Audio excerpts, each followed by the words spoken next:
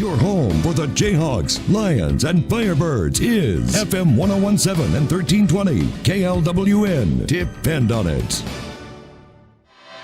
Good evening, ladies and gentlemen, and welcome out to a chilly and rainy Lawrence High School here in Lawrence, Kansas. Joel Becker along with Matt Llewellyn. It is the City Showdown tonight as the Lawrence High Chesty Lions taking on the Free State Firebirds, hosting for this particular year's version of the City Showdown. I'd like to welcome you all out to this. If you happen to be tuning in looking for the KU game, though, we should mention that if you're interested in listening to the basketball game, you can do that on our sister stations, 105.9 KISS and 92.9 The Bull. They're just underway in Louisville. Here, as you can hear, the band is out there and whipping the crowd up. It's cold and chilly, but we're still expecting to see a pretty packed house here, Matt.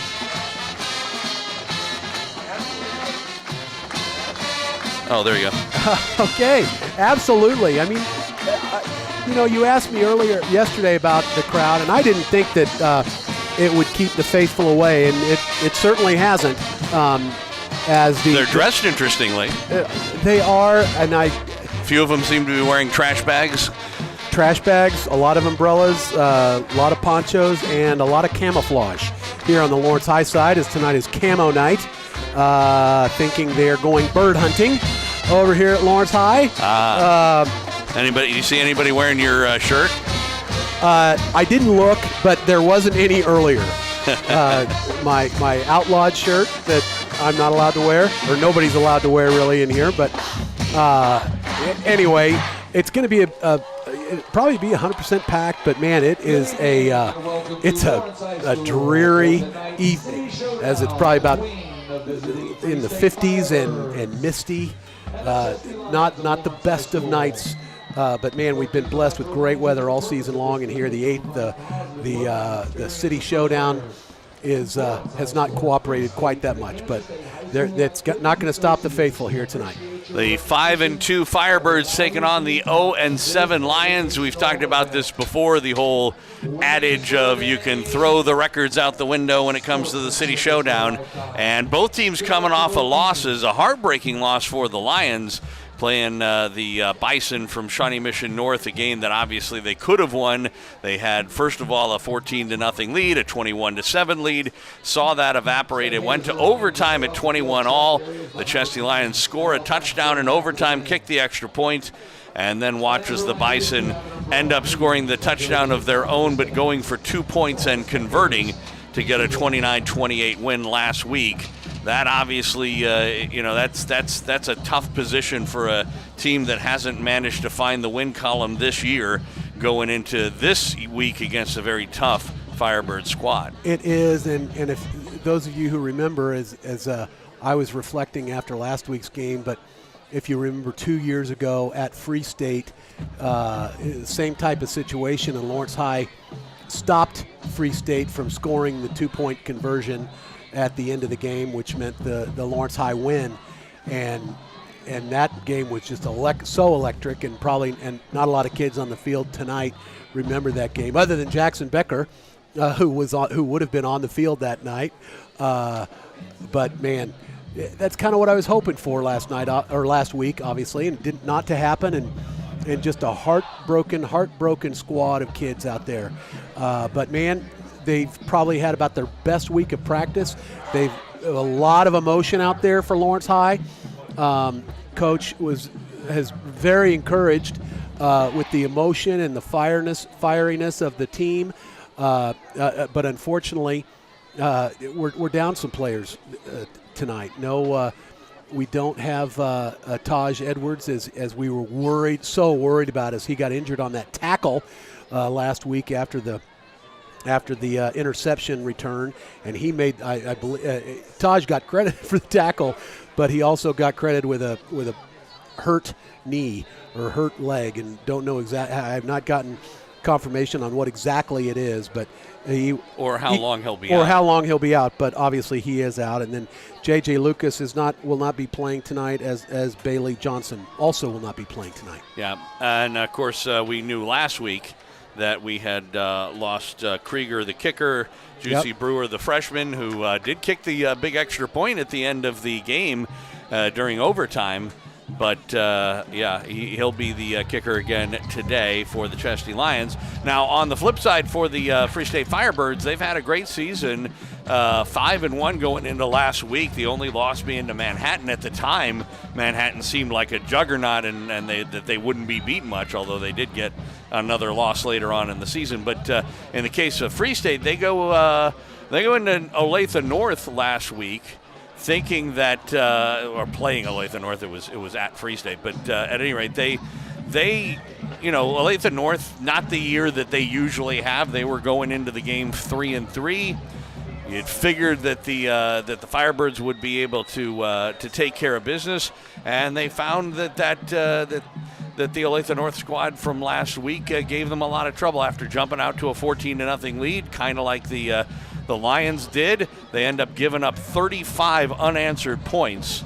They dropped their lead, and it was 14-14, 21-14 when they started to get some weather delays. They played on Friday. Lions played on Thursday last week. But at any rate, the Friday game, as the Lions hit the field for this city showdown to the delight of the crowd. A lot of folks on the opposite side, though, to cheer on the Firebirds. We'll probably hear them as the Firebirds are on the opposite side of the field, ready to go on the field. But anyway, finishing off with the Firebirds, that game ended up having to go all the way to Saturday. And they were losing 21-14 when the Saturday game picked up about halfway through the third quarter, gave up another couple touchdowns, never did score again. It turned out to be 35 unanswered points, and they lose 35-14. So they also have not exactly a monkey to get off their back as much as just a bad taste out of their mouth. Absolutely. I mean, no question about it. And you didn't see that coming at all. The Free State loss last week, as I completely thought that they were going to win that game. I wasn't even really paying attention, other than I was at a house that was not far from the stadium on Friday night, and we could hear the cheers, and then no cheers as the rain started coming down pretty hard, and a couple big strikes of lightning as that how Friday night ended. But no, it wasn't to be for the Firebirds last week. So both coming off losses, and you never know what that does to a team psychologically. And certainly Lawrence High, this is in rarefied air, as if we lose this one tonight, that never done before, Lawrence to go undefeated in a regular season. You mean to have not come up with a win? Yes. I'm sorry. Yes.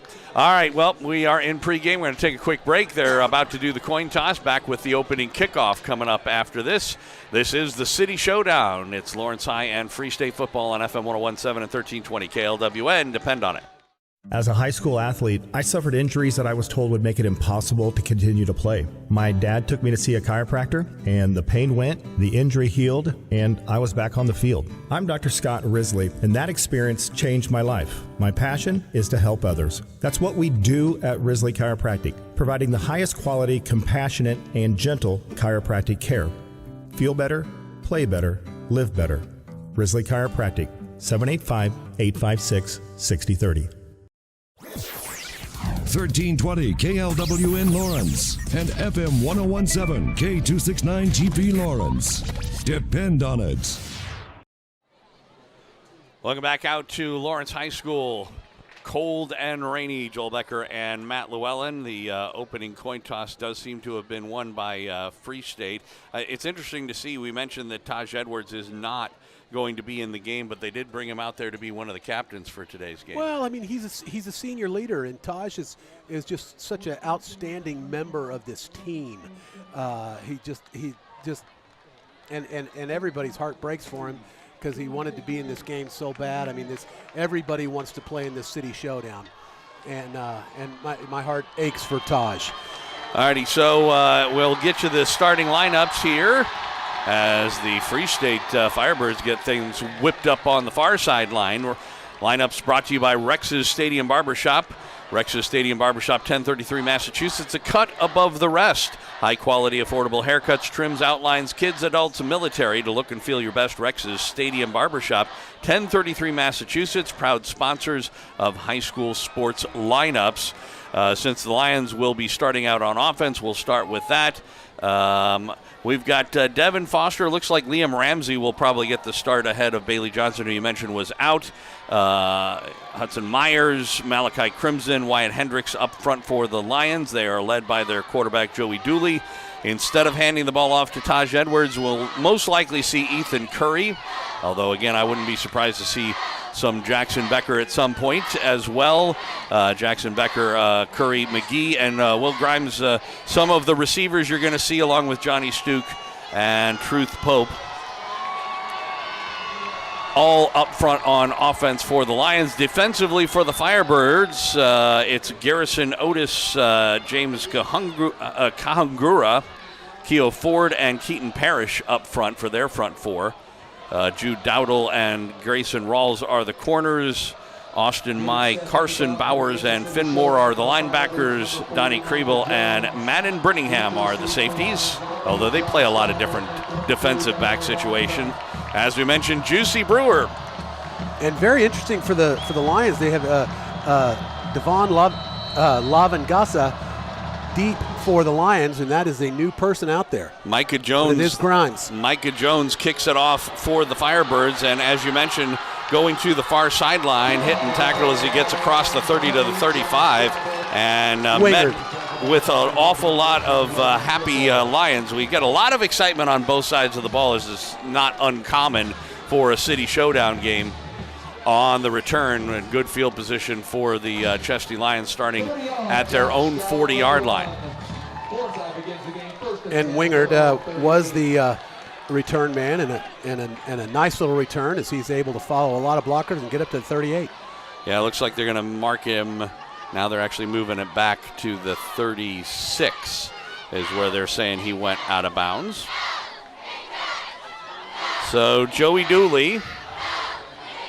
And as I mentioned, it's Ethan Curry standing to his left in the backfield, and he will get the handoff, trying to get around the right side, get some running room. He's across the 50, 45, 40, down the far sideline, down to the 35. One more guy to break. Nah, he ran out of bounds. Oh, my. He ran out of bounds about the 25 or so. We'll see where they mark him.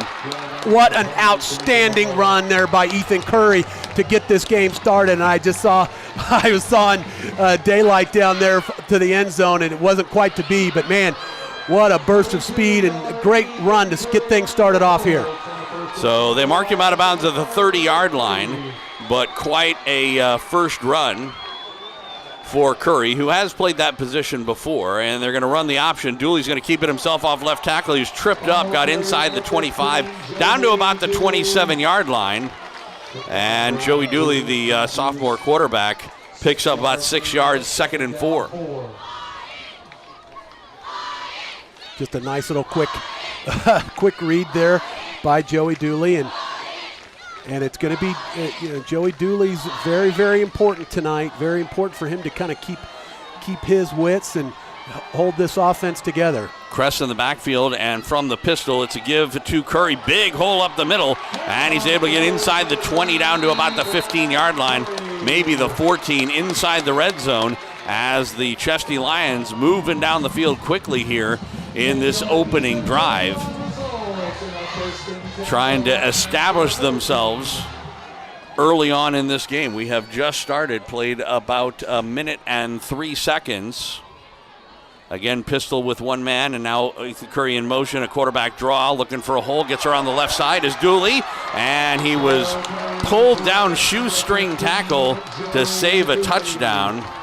That was the cornerback Rawls who managed to get him, but it's going to be second down, and there's a lot about 2 maybe from the 6-yard line. Yeah, nice 8-yard pickup there by Dooley, and a lot of different formation, a different look here for this Lion offense tonight. Rain might have something to do with it, but they're looking good on the first 4 plays. And with Ethan Curry, the lead blocker, Dooley spins off a tackle into the end zone. Touchdown. Touchdown, Lions, Joey Dooley. From 6 yards out with Curry as his lead blocker, and a big hole opened up, and the Chesty Lions jump out on top 6-0 with the extra point to come.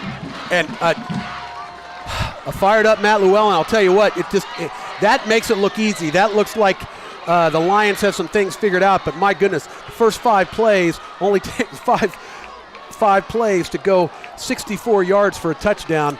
And, man, that looked like just a dominant offense there, and maybe a Free State defense that didn't quite know what was coming. So, trying to get the right personnel out there for the extra point. Blackhawks down to 9, and I think they're going to have to call timeout here. Well, that's unfortunate that you have to waste a timeout on something like that, because that's definitely a waste of timeout. I don't know what exactly the confusion was over, other than obviously personnel. And, we mentioned that there's some key players out, players that most likely are in on these kinds of situations. Maybe there was some miscommunication or confusion as to who is supposed to be playing where. Well, in these special situations. Right, and a lot of, the two main did, J.J. Lucas and Johnson. Bailey Johnson. Bailey Johnson were just, that happened on Wednesday night when those two got out. So they only had one practice without them. So maybe not enough time to figure out and make sure everybody knew their assignments and where they were going to be. Juicy Brewer, the freshman, out for the extra point attempt out of the hold to Jackson Becker. To try and give the Lions a 7-0 lead. Snap back, ball down, kick up, high, long, and it is good. Becker did a good job. It was a tough snap, but he got it down, and Brewer punched it through.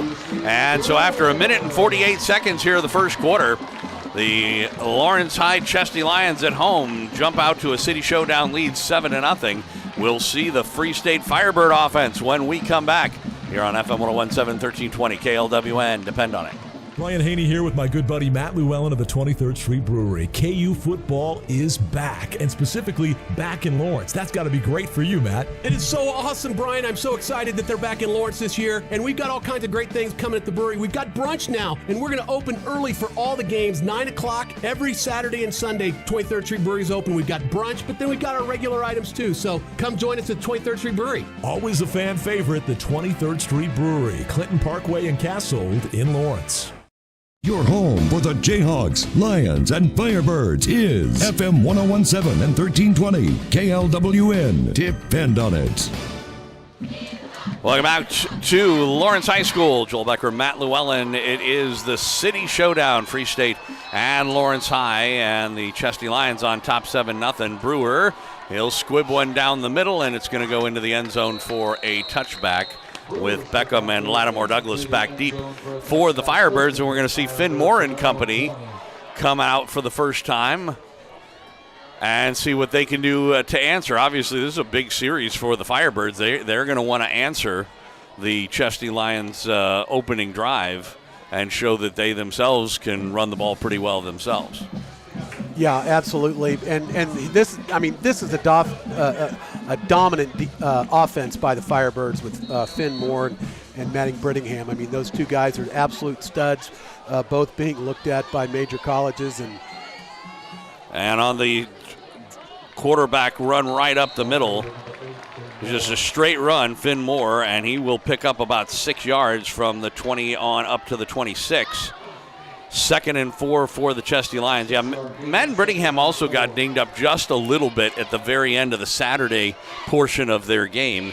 So we weren't totally sure if he was going to be 100% today or not, but he is getting the start. Finn Moore had the first run.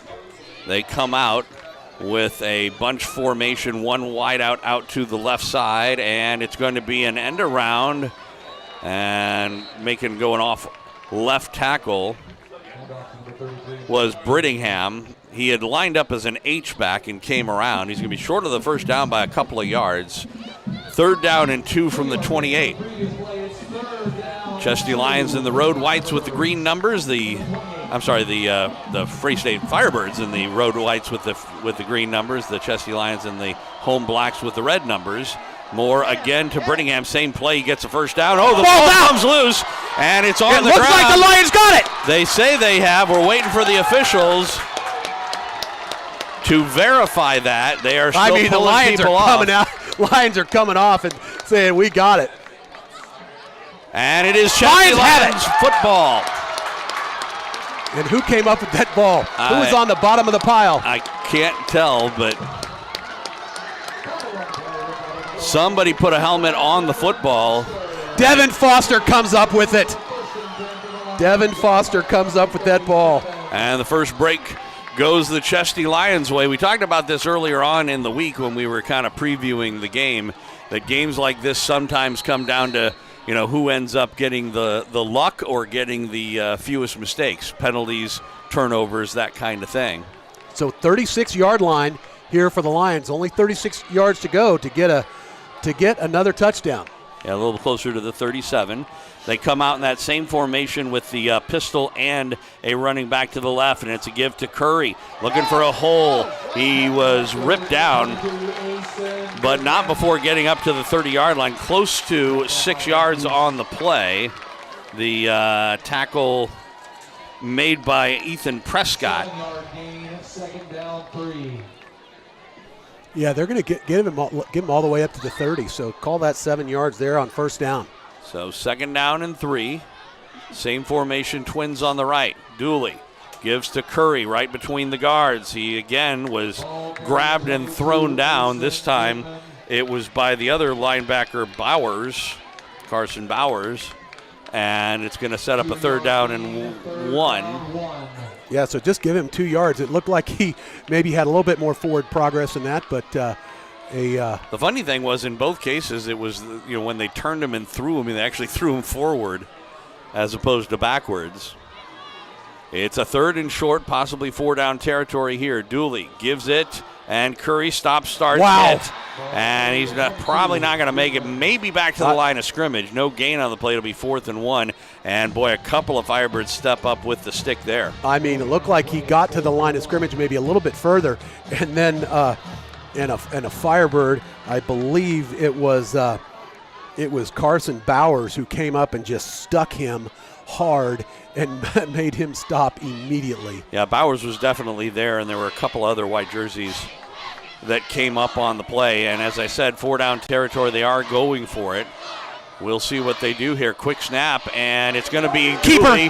Dooley's got the first down and more, bounces off a man, and gets out down to the 21-yard line. Plenty for the first down. He needed a yard, got about 11 on the play. Joey Douly, good fake there. And Great I tell you fake. what, a lot of people bid on it, including my partner.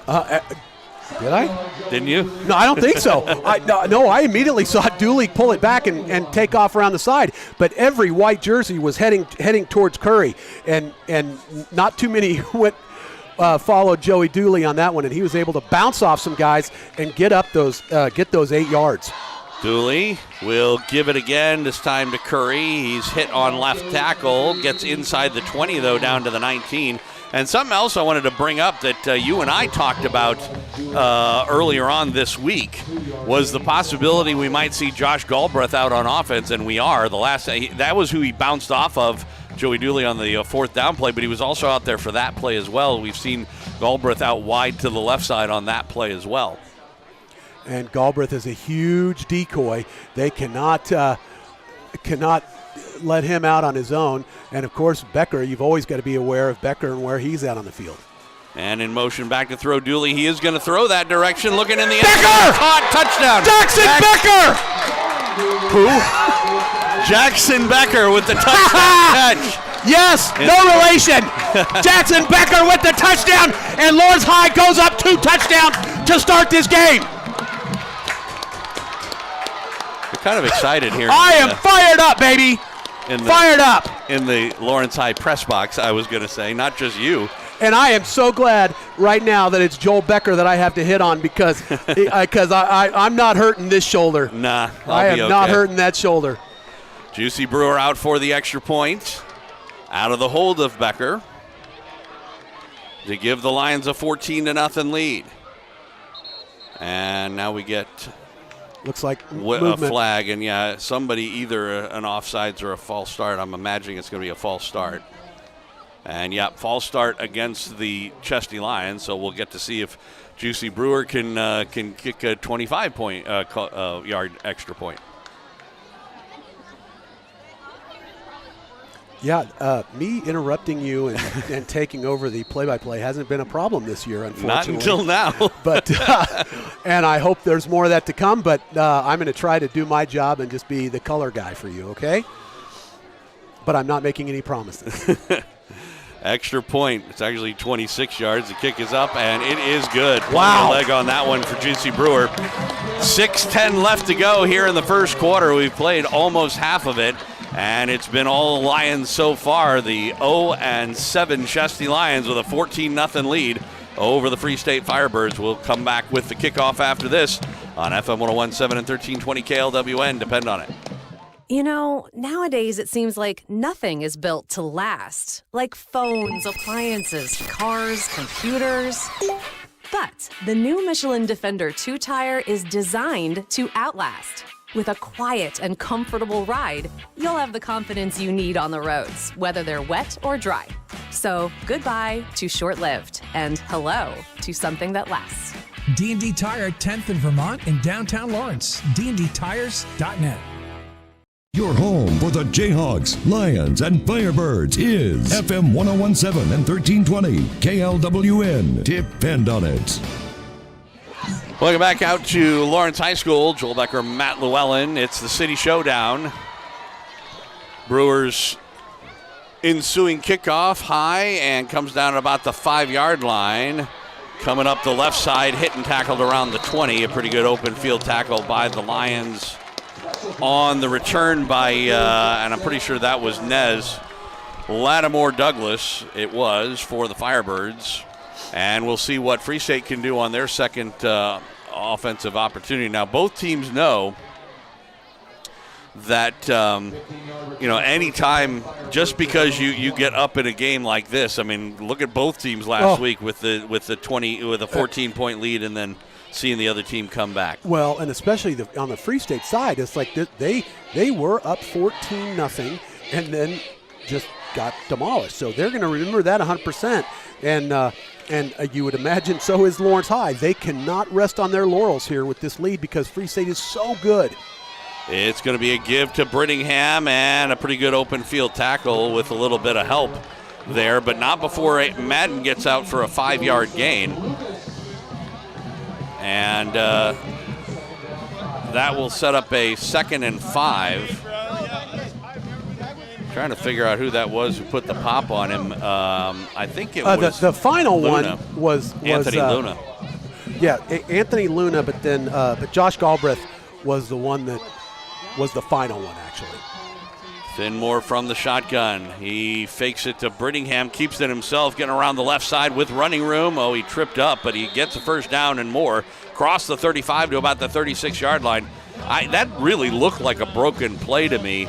It looked like he was intending to give it to Brittingham, and then Brittingham went the other direction, but he ended up following Madden, and it worked out to be a pretty effective play. Right, absolutely, and that's the power of Finmore. I mean, he can make a lot of something out of nothing. Yeah. And he certainly did right there. So it's going to be a 1st and 10 for the Firebirds from their own 36-yard line. Big, huge formation they've got with a couple of H-backs, and again a give to Brittingham, and he's hit and tackled, gained maybe a yard.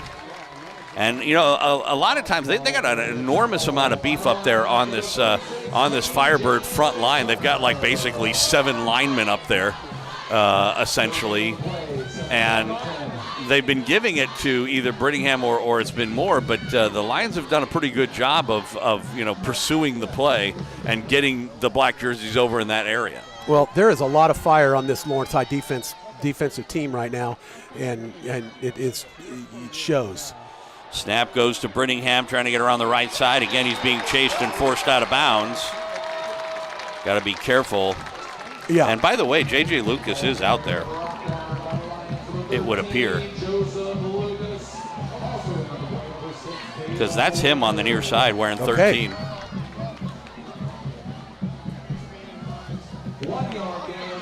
So it was a gain, but only maybe a yard. 3rd down and 9. Haven't seen a pass by the by the Firebirds as of yet. Now it's going to be more. And again, he was looking to follow Brittingham. Didn't really have much of a hole. Goes up the middle.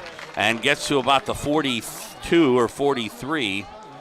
They may be in 4-down territory, be 4th and 5 from here. One thing about the Firebirds that is kind of an advantage for them is their punter is their quarterback. Finn Moore punts for them. So because of that, they can set up their offense, and then if they like what they see, they can try and go for it, or they can drop him back and, do the punt. And it's not just a pooch punt. He can kick. He is deep, but he's more like in a quarterback position right at this point. We'll see what happens. And they snap it to him, and he's going to run. He's hitting the backfield. He won't get it. Not even close, and I think the Lions saw that coming all the way. Yep, that was pretty good penetration. I believe that was Bart, Alex Bart, who got into the backfield and broke it up. And so the Firebirds turn it over on downs, and with 3:44 left to go in the first quarter of play, the Chesty Lions have an opportunity to go up by 3 scores if they can get themselves, so far their offense has been firing on all cylinders so far. Yeah, I mean, offense and defense has looked great so far for the Lions, and I mean, the defense really seems fired up. I mean, they just seem – Joel, you were there last week. This is a different defense than it was the second half of last week, right? Oh, yeah. Looks like a totally different team. It's going to be a give to Curry. Bursts of speed to get around the right side. Gets across the 40 down to about the 39-yard line as they had taken over at the 43. So it's a pickup of 4. 2nd down and 6. And Curry showing off the speed there. That was probably a tackle for a loss if he couldn't turn the Jets on. Ends up getting 4 yards on the play. Clock running with 3:20 left to go in the first quarter. Twins on the left, 1 man on the right, and H-back to the right as well. Snap to Douly, and he gives it to Curry. Goes to the short side, that's the right side. Gets across the 35, goes out of bounds. We'll see where they mark him out. It was inside the 35, but it looks like short of a first down by maybe a yard. Waiting for him to put the ball down, but yeah, they were going to put it down at the 34. They need the 33.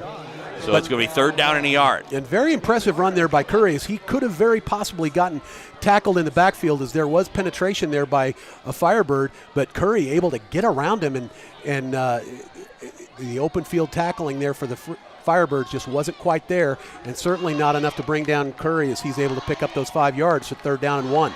McGee out wide to the left side, Becker in the slot right.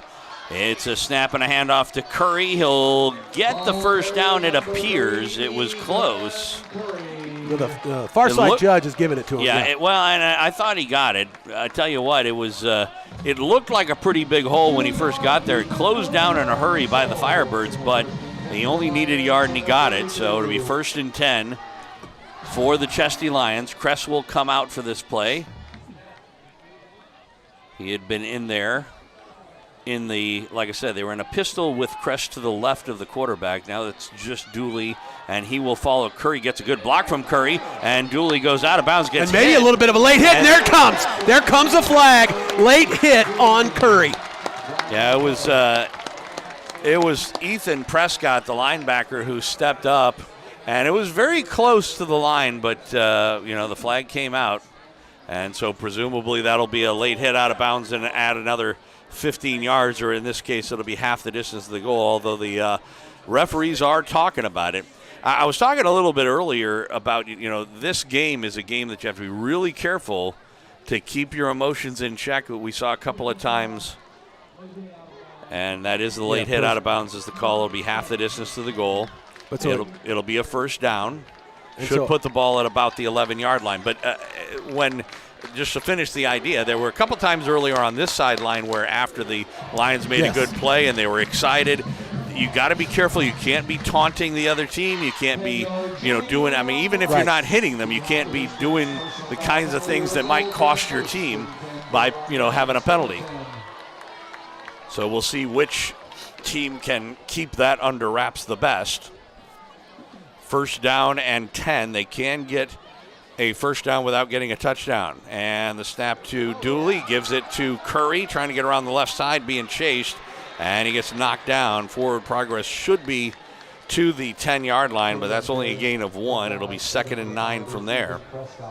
Prescott with the tackle. There were a couple of Firebirds over in that general area. This is, of course, not my first time seeing the Lions this year. I got a chance to do their game against Gardner Edgerton. And the Firebirds. Sorry, the Firebirds, yes. And that was their opening game. And they looked terrific in that one.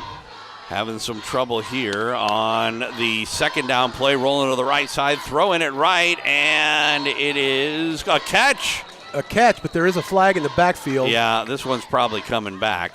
That was a pretty impressive catch. The throw by Douly. Very impressive catch, and there were it really... was McGee who made it, the catch, I should say. Waiting for the indication from the official. Holding the call against the Chesty Lions. This is what we were talking about before in terms of these kinds of games potentially swinging very, very quickly on these kinds of plays. Absolutely. But, a holding penalty, and it looks like the spot of the foul was past the line of scrimmage, so it's not going to be quite as costly as it might have been had it been in the backfield, which is what I thought it was going to be in the first place. Yep, just the 10 yards, so it'll be second down and 19. Ball's on the 20-yard line. They need to get to the 1. Like I said, they can get a first down without getting a touchdown technically.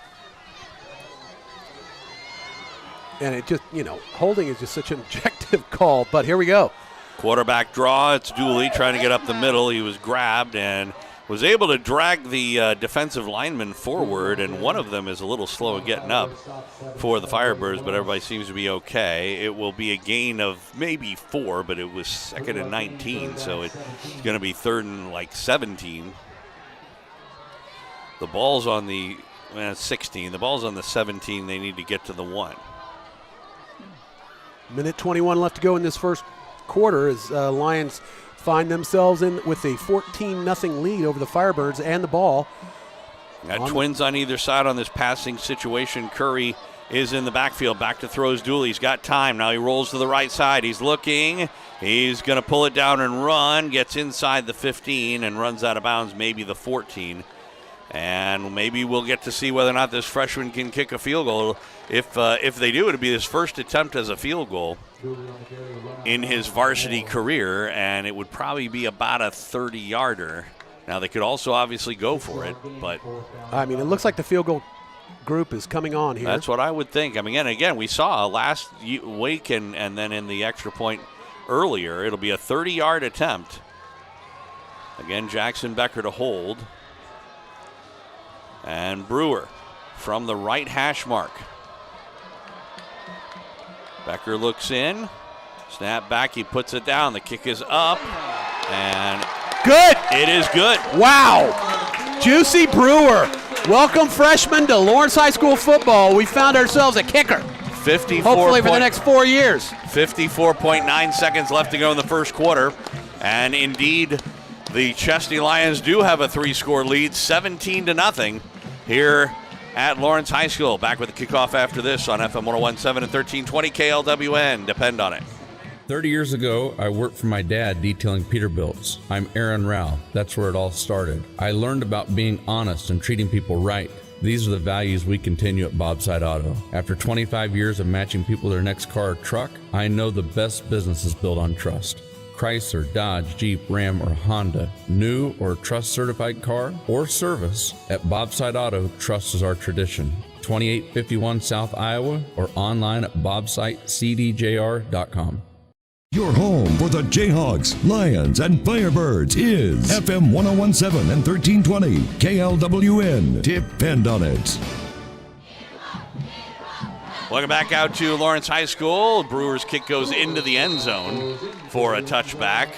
It's been all Chesty Lions, a bit of a surprise for the Free State Firebirds. Not a huge one, but still, you go in 0-7 against the 5-2 team. You don't expect to be leading 17-0 in the first quarter of play.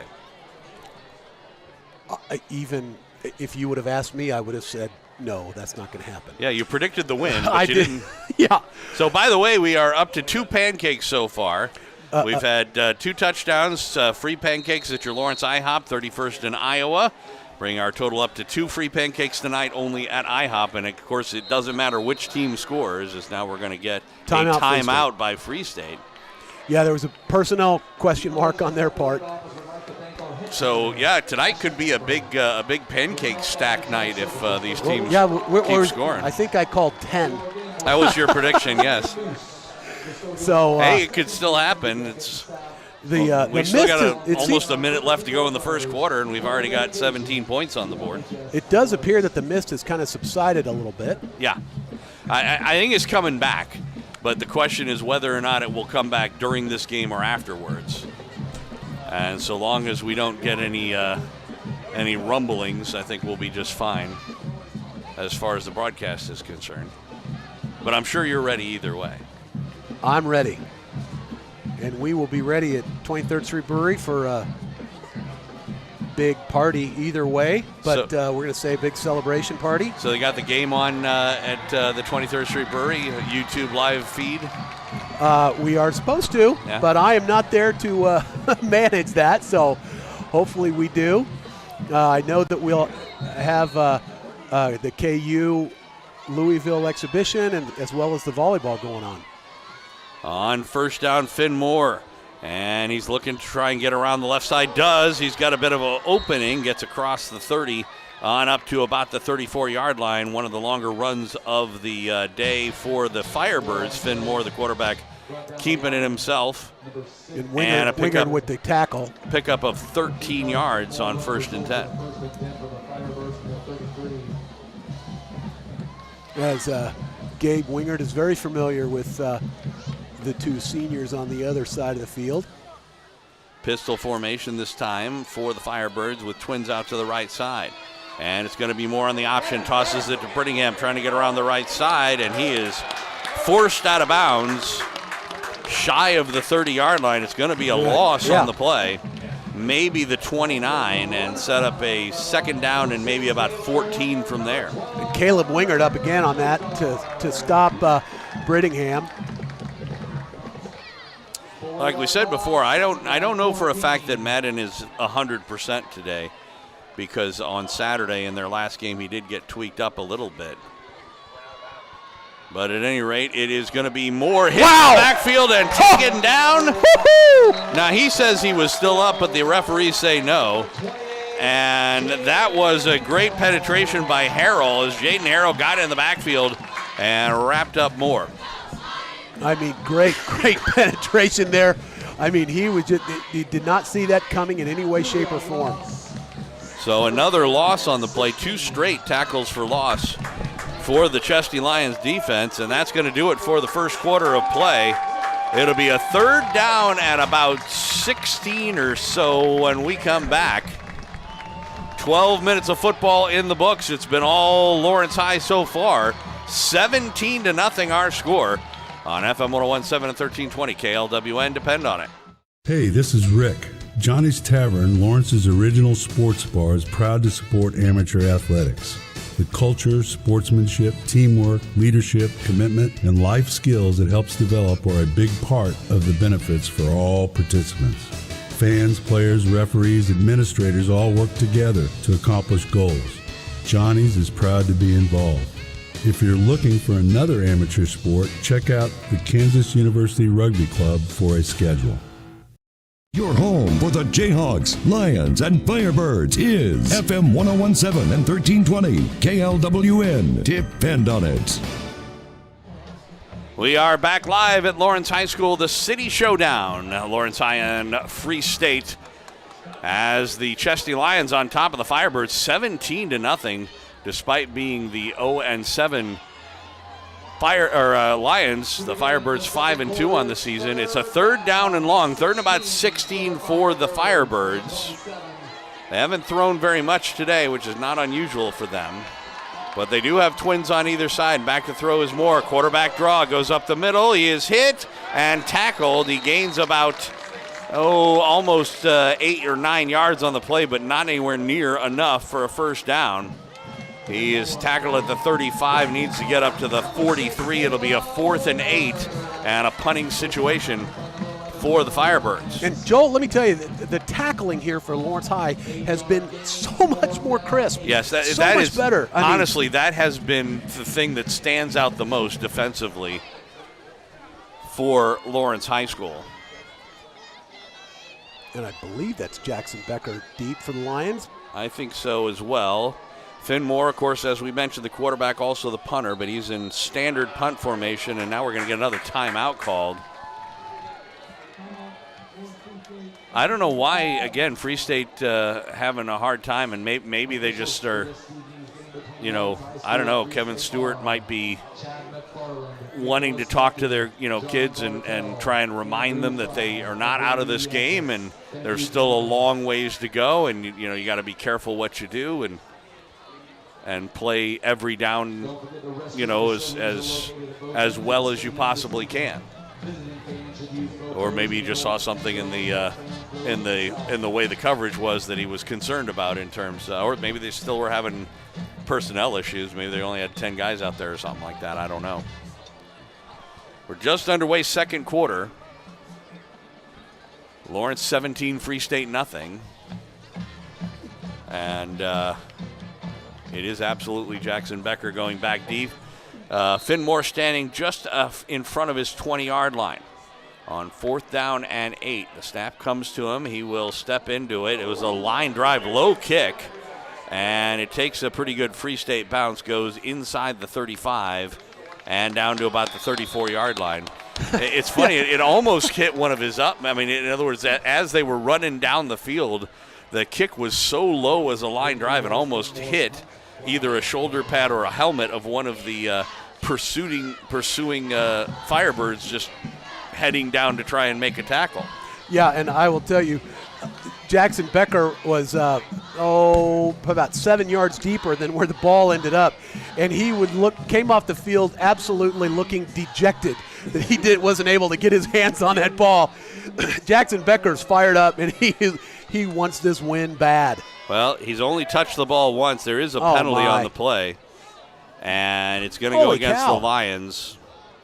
I did not see a call. It's 15 yards. It's an unsportsmanlike conduct penalty. This is what I was talking about earlier, that, when these kinds of things happen, you have to stay in control of yourselves. There's also the possibility if you get a couple of unsportsmanlike conducts, you have to miss the playoff game next week as well, which makes a big deal too. So Chesty Lions, after the penalty, inside their own 20. Ball's at about the 18-yard line. Worst field position Lions have had all night. Yeah. Now they are coming off the first time they didn't get into the end zone, although they did score 3 points. It is a swing pass out to the left side for Becker, and he's going to get tackled for a loss back to about the 15-yard line. Now, yeah, as you said. We'll see on the flag. If it is against the Lions, the Firebirds might want to just go ahead and take the play because there was a loss on the play, and that would cost them a down. But where it is, you never know. If it is like a hold or something like that. That was what the white hat looked like he was asking over on that play. Yep, it is holding against the Lions, and apparently they are going to take it. He did not indicate that the penalty had been declined, so it would be a half the distance to the goal line penalty, but it'll remain first down. I got to say, I question that. They're going to get about an extra half a yard. Oh. Well, it's more than that. That does not seem to be half the distance to the goal. The ball was on the 18-yard line. That should put it on the 9. But they gave him 10 yards and not the 9. That ball should be on the 9-yard line. They didn't give him half the distance to the goal. They gave the actual 10 yards, which I don't believe is correct. But anyway, 1st and 10. And it's going to be Douly on the keeper getting around the left side. He still has it and gets across the 20 out to about the 23. Pretty good run. Getting the penalty yardage back and more. It'll set up a 2nd down and about 6 from there. Yeah, 13-yard pickup, or they're calling it 14 here officially for Joey Douly. Galbraith still in the game, as we talked about on the offensive side. He's a slot receiver on the right side, along with Becker. It's going to be Douly again trying to keep it. He was barely able to get back to the line of scrimmage before he was swarmed under. Maybe a yard on the play. It'll set up a 3rd down and relatively long for the Chesty Lions. 10 minutes and counting here in the first half. Lawrence High on top 17-0. This does have playoff ramifications for both teams. If the Lions can win, that'll get them out of the cellar and they won't have to play the top seed.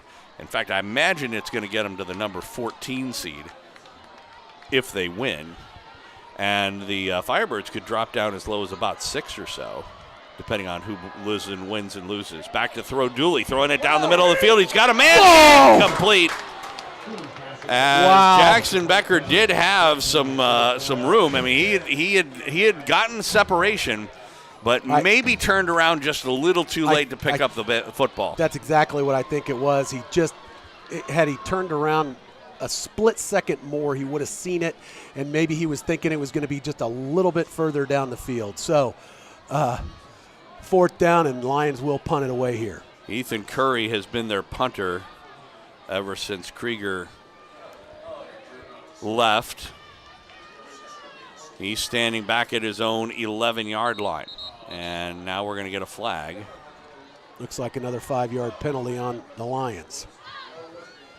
And that makes a big difference in terms of you're giving the Firebirds some pretty good field position, presumably. False start against Lawrence High. So the other danger here is that I don't know if Free State's going to come after Curry. Like I said, he hadn't been punting except for the last couple of weeks. And he's standing at his own 7-yard line. High snap, he brings it down, gets the kick away, does a good job, high kick. And it takes a great Chesty Lion bounce, goes inside the 20 and down to the 16-yard line. Boy, I want to do the math on that, but that's going to be like a 60-yard punt or so. Either way, we'll take it. Great. 66 on the punt. Ethan Curry, what a punt there. Definitely gets the huge Lions roll as it lands in front of the deep man for the Free State Firebirds, and he just kind of lets it go wisely. However, as it turns out, it rolls 20 yards past him. Well, I don't know what exactly the Lions did this week, but if you're talking about, just getting the breaks in the game, they got the turnover, they got the ball. I mean, they got the roll on that play. Everything has been coming up Lawrence High so far. Finn Moore, though, on the direct snap. He'll go around the right side, just a power sweep that direction. Gains about 6 or 7. It goes from the 16 up to maybe the 23. And it's going to be, let's call it 2nd down and 4 from there. Clock is running with 8:50 left to go in the first half. 17-0 Lawrence in the City Showdown. Brittingham to the right of Moore. From the shotgun, they fake it. Moore up the middle with a big, huge wad of players. He gets pushed backwards. But he does gain a little bit on the play. Or maybe better. I don't think so, Joel. It looks like they gave him about a half a yard loss. And a very interesting play there by Finn. It looked like he had an option to do whatever he wanted, and he elected to run into the pile. Again, it looked to me like a broken play because he had 2 running backs behind him, but they both sort of went opposite directions, and he looked toward them, but then ran up to the line when neither one was in a position where he could hand off. It could have just been, who knows, but anyway, this is going to be Moore again up the middle. And he pushes forward. He's going to be close, but I don't think he got it. Well, the line judge looks like he's coming up. On the far side, judge looks like he's giving it to him. Yeah, they are. They just gave it to him. Boy. And good effort by Finn Moore. Not a very good reaction by the home crowd here, as you can obviously imagine. But good effort by Finn Moore to just keep pushing forward. And move the chains. That's a big get for the Firebirds if the Lions could have come up with a 3 and out. But they did not. So it's 1st and 10 from about the 27. Moore back to throw this time. He's looking. He will throw And incomplete. Good coverage over on the play, as that one was intended for Kimball. Logan Kimball was double covered, and he was overthrown by about 5 or 7 yards by Finn Moore. Well, and double coverage there by the Lions. I mean, there two Lions were on Kimball, Wingard and who is that? It's safety help over the top somewhere. Right. Oh my, is that Curry that was back there also? Curry. I believe so. Yeah. And so Curry and Wingard back there to kind of protect and not let Kimball get his hands on anything. But there were 2 other black shirts back there as well. So a lot of coverage by the Lions. And 2nd down and 10. Bunch formation once again. From the shotgun, Moore. He'll give it to Birmingham, trying to go off right tackle. And he got to the line and maybe a little bit more, but not much. A gain of, let's say, 2. Looks like they're going to give him all the way to the 39, so a gain of maybe 3. 38-39. It'll be 3rd down and a long 8 from there. Clock running under 7 minutes to go in the half. Big 3rd down conversion here for the Firebirds. They are not in a passing formation. Doesn't mean they can't pass out of it, and now we get a whistle. Somebody either called timeout. It might have been the Lions. No, they called a false start. So there was flag out, false start against the Firebirds. That'll cost them another 5 yards and set up another long 3rd down. Yeah, and Elijah Beckham was in motion. I think it might have been him. It was a very interesting play because they hadn't done that all day, and the way he was running and where he was going to, it looked like he was going to have a nice opportunity to pick up that 1st down, but not to be. 5 yards lost there for the Firebirds. They're going to be 3rd and very long. Bringing some defensive backs in are the Chesty Lions as they get into more of a passing formation. Twins on the left, 1 man on the right, 1 man in the backfield. Finn Moore back to throw. He's got time. Now he'll step up, trying to go up the middle. He is hit and pulled down. I think that was Jules Guard who made the tackle. I believe, Jules Guard was there. And it's going to be a game. And Alex Bart, I believe, also. It's still going to set up a 4th and long and a punting form situation. That was interesting. I could be wrong, but I would be very surprised if it weren't the case that Truman was actually spying on Moore. I'm guessing he is. Yeah. There's no question. The way, it was a quarterback draw as it turned out. And I don't know if it was one of those things where Moore just saw that there wasn't anybody open and decided to run it. High snap, and Finn steps into this one, kicks it. It's going to bounce and take a Firebird bounce from about the 36 inside the 35 to the 31. Yeah, you'd say a Firebird bounce, but really only came an extra 4 yards once the ball hit. But that's still a Firebird bounce. Yes, I know. So 5:37 left to go, just a little less than half a quarter. And with the 17-0 lead once again, the Lions with better field position this time around will take over on offense. But yeah, defensively, I think that has been the case all game long, that the Lions have been spying on Moore. Well, Moore and Birmingham. Why wouldn't you? Yeah, absolutely, 100%. So Douly and company comes out. 1st and 10 from their own 31. Jackson Becker in the slot on the right side. They will give it to Curry, trying to get around right side. Makes 1 man miss, makes a 2nd man miss, caught from behind and pulled out of bounds. Oh, and where's the flag on that? I mean, he was about the 45-yard line. It was a good run on the play. Gets all the way up to the 45 of the Chesty Lions. He was, he kind of got dragged out of bounds, but he was hit originally before he was out of bounds. That's why there was no flag. Right. If it was more egregious, if he'd spun him and threw him down or something, maybe. Right. But that did not happen. Douly with the snap. He'll give it to Curry. Short side this time on the near side. Makes 1 man miss. Gets pulled down again as he gets near another 1st down. Gets across midfield near the 45. We'll see. It looks like they marked him out of bounds at the 44 or 46, so it'll be a gain of 9 and a 2nd and 1. And with that run there, That puts Curry over 100 yards already for this game. Wow. 5 minutes left to go in the first half of play. Twins out on the left side, one man on the right. From the shotgun, Douly. He will give it on the zone read up the middle for Curry. He gets pretty much nothing.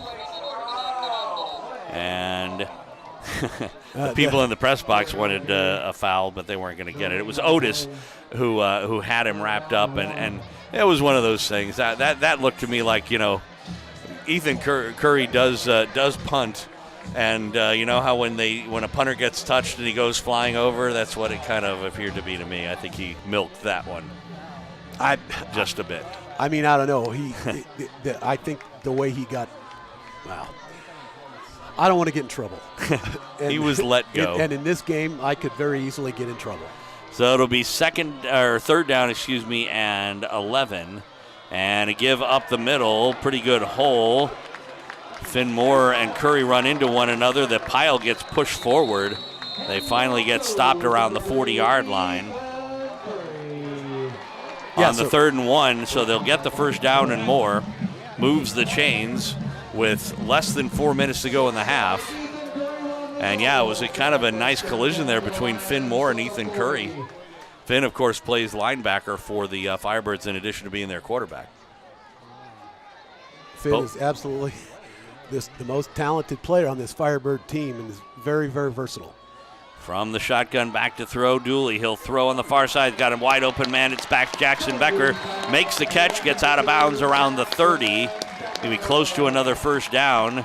Where they're standing, it looks like he'll be about a yard shy, but we'll see where they put it down. He needs the 30. They're going to give him the 31, so it is indeed a yard shy, but 2nd and 1. 3.5 minutes to go in the first half. That was a pretty good route that time by Jackson Becker, who was all by himself.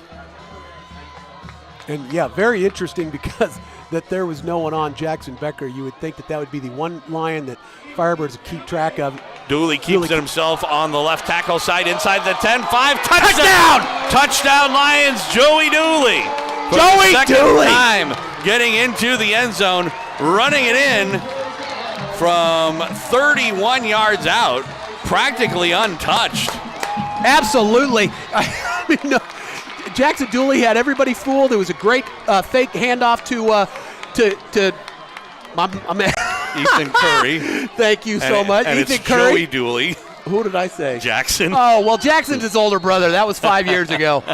Joey Jackson, and both begin with J. Joey Douly with the touchdown for the Lions. The other Jackson Becker, ready to hold for this extra point attempt. He puts it down, and the kick from Brewer is up and good.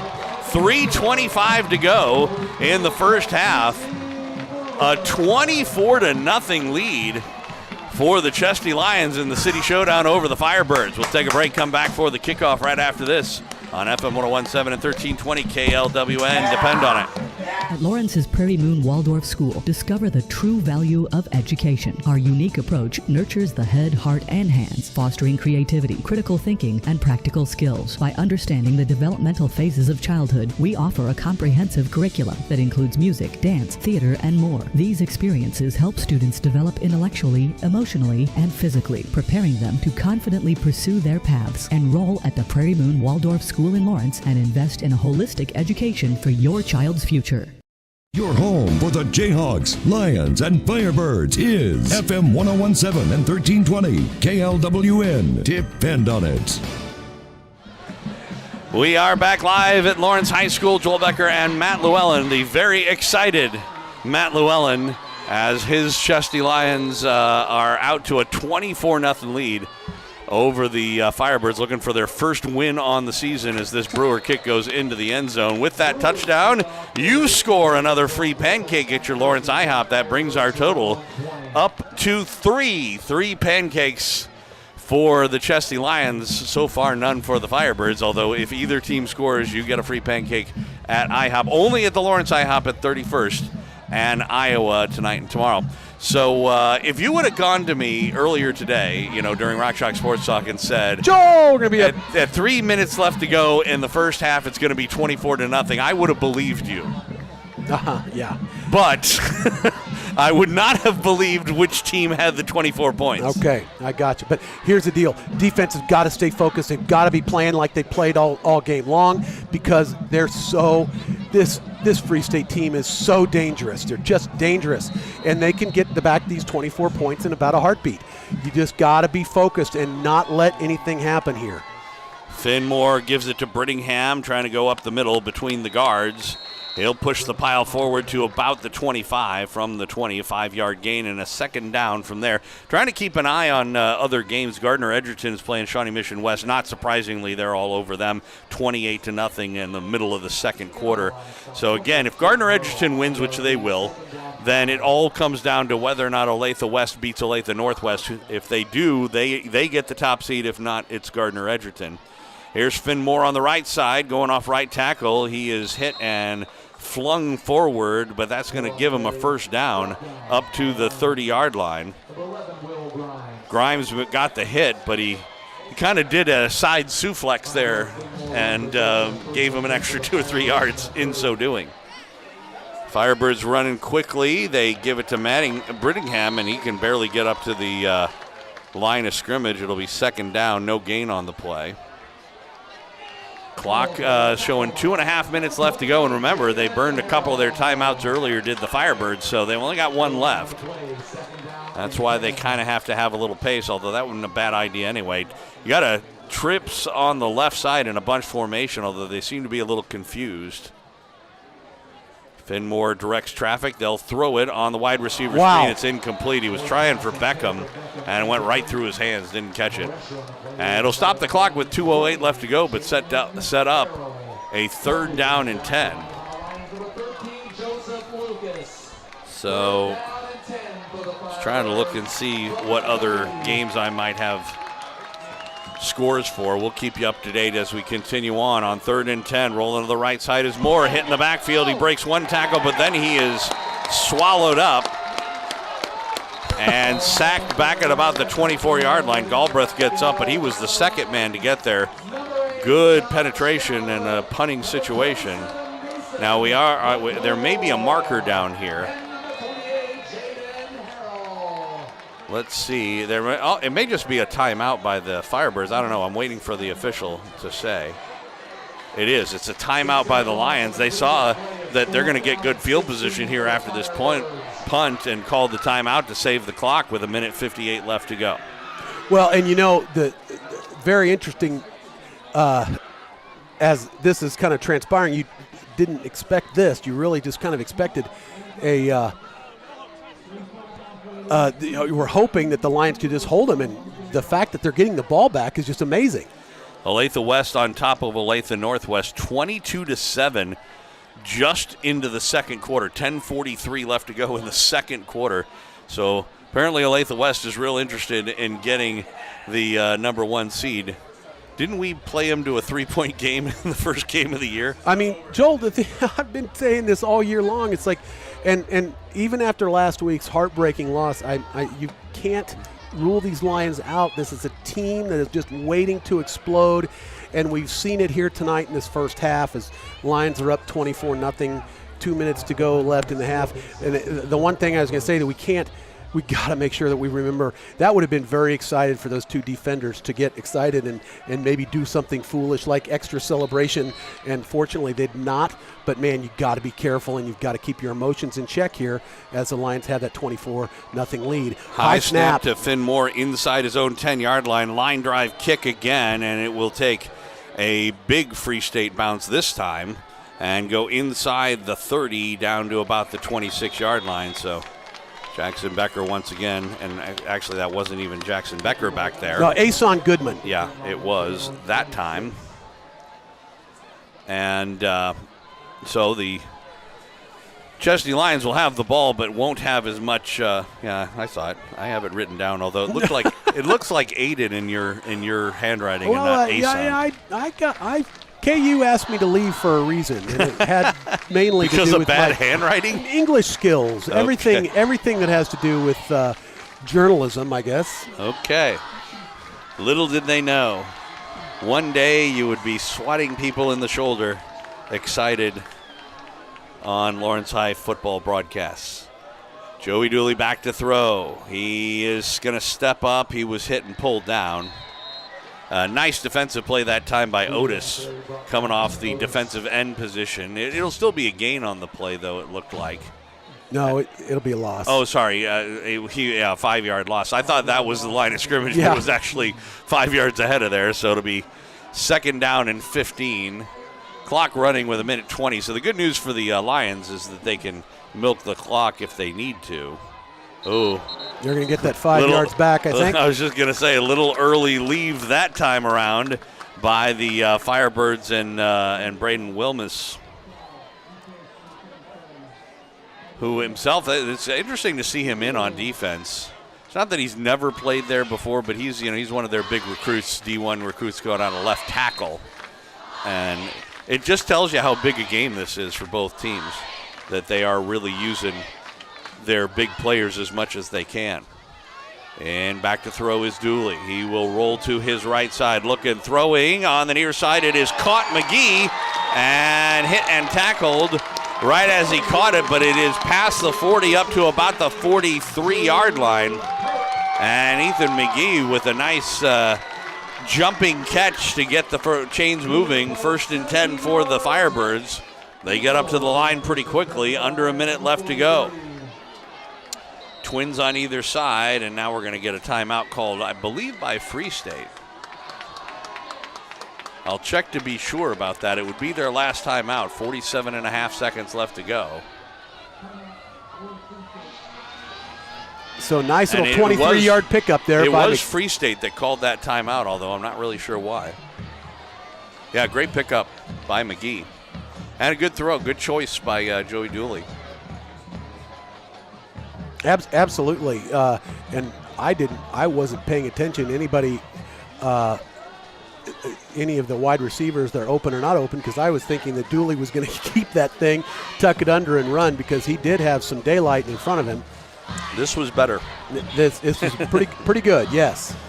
So 1st and 10 from their own 43 for the Chesty Lions. 47.5 seconds on the clock. The Lions have 1 timeout left. The Firebirds have none. And so that's really big because, again, now you don't have to worry about if you throw a couple of incomplete passes. You can still milk the clock out if you need to. Jackson Becker in motion. Back to throw is Douly. He's looking. Now he's getting chased. He will roll to the right side. He will throw, and incomplete. Almost, well, boy. Now. It was caught. It looked like, I believe the Firebird defender there, Prescott, thought he intercepted it. No, I think he did intercept it, and then he was tackled. And well, he was on the ground though, and he popped up and then was hit. So I thought the ball had gone out of bounds, but maybe not. First of all, the important thing to figure out is if the interception is going to stand. And then they're probably going to get another 15 yards out of it. I would imagine it is. You just hope that it's not targeting, because it was helmet to helmet. But the Lion who came down, and I didn't see who made the hit. He wanted to tackle the man. It wasn't on purpose in any way. It was one of those things where Prescott, made the interception and popped up to run. Yes. Now, he was technically down because, in high school you can't do that, or college or whatever. It's not like the NFL where you can. But the refs are talking it over. Flags came in from everywhere, though, and now the Lions seem pretty dejected. Could you tell? It's because it was so close to the sideline, I couldn't tell who the intended receiver was. I was guessing it was McGee again, but I may have been wrong. I don't really know. I couldn't see. And it went off his hands. So first, let's find out. First of all, was it an interception? And second of all, what was the penalty?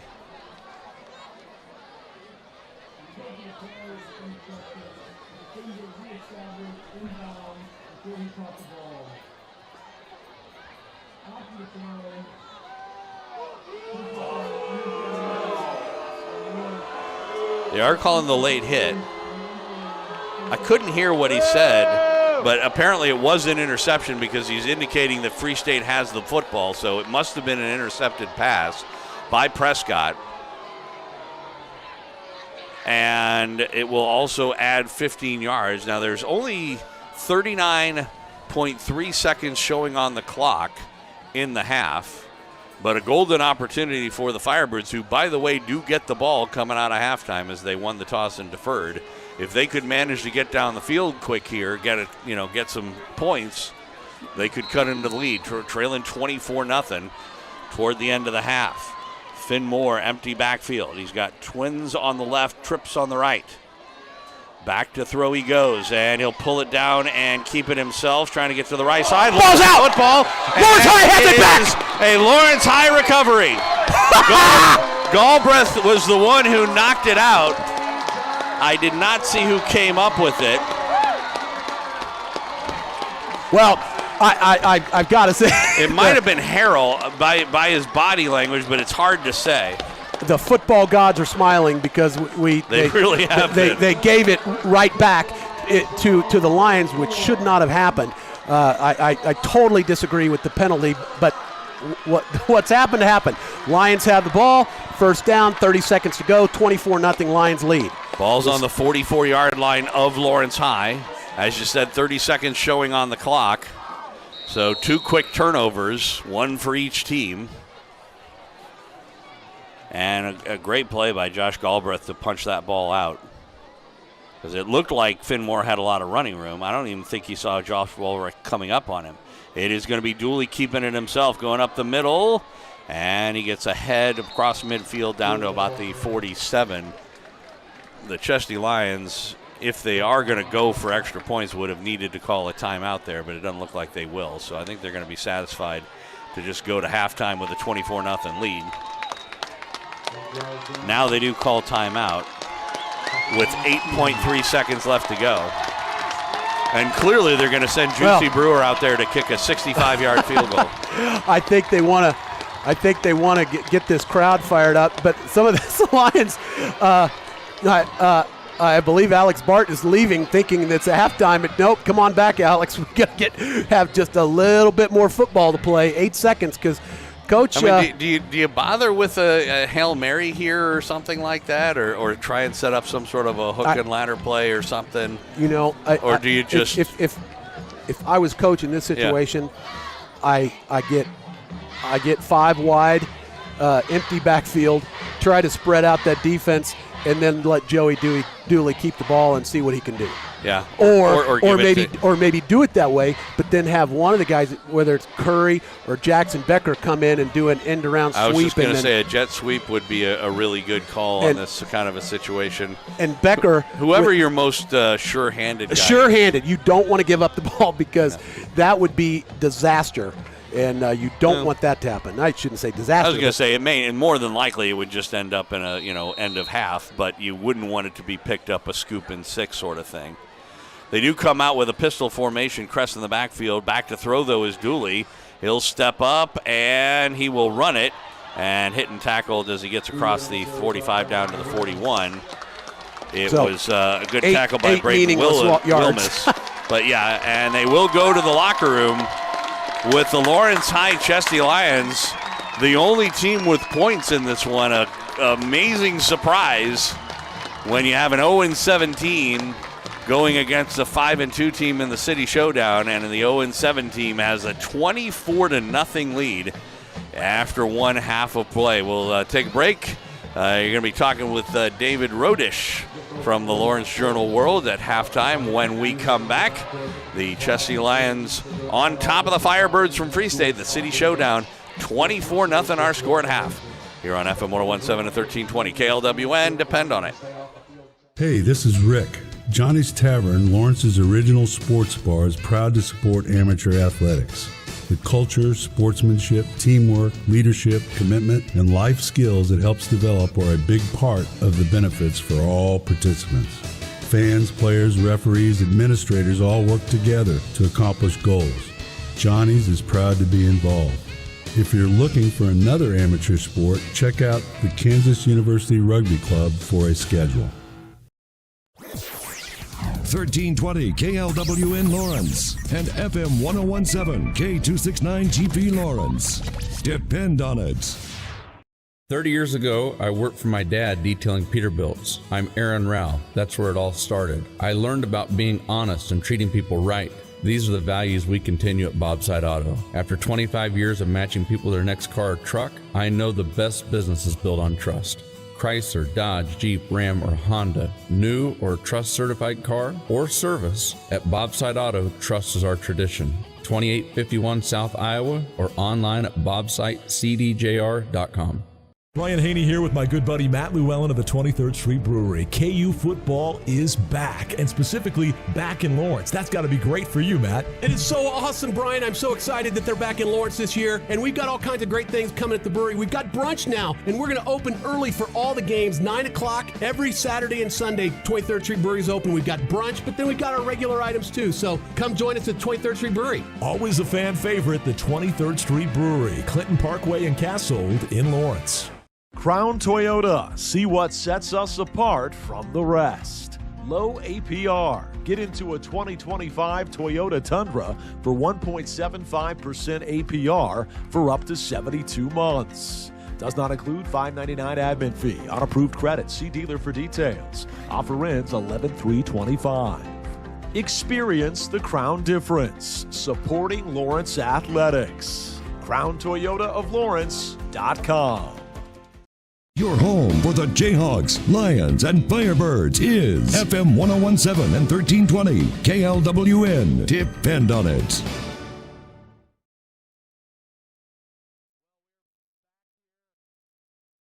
We are back here at Lawrence High School football stadium where the Chesty Lions have a 24-0 lead over the crosstown rival Free State Firebirds in what is really seeming like a shocking halftime score, as we've seen the Lions not win a game all year and been dejected many times this season. And the man just next to me has seen all these plays as well. And David Rodish from the Lawrence Journal-World. David, did you see this coming at all? Yeah, I think like Joel said, 24-0 at half didn't seem like a totally unreasonable answer. 24-0 Lawrence lead seems like a little bit of an unreasonable answer going into this game.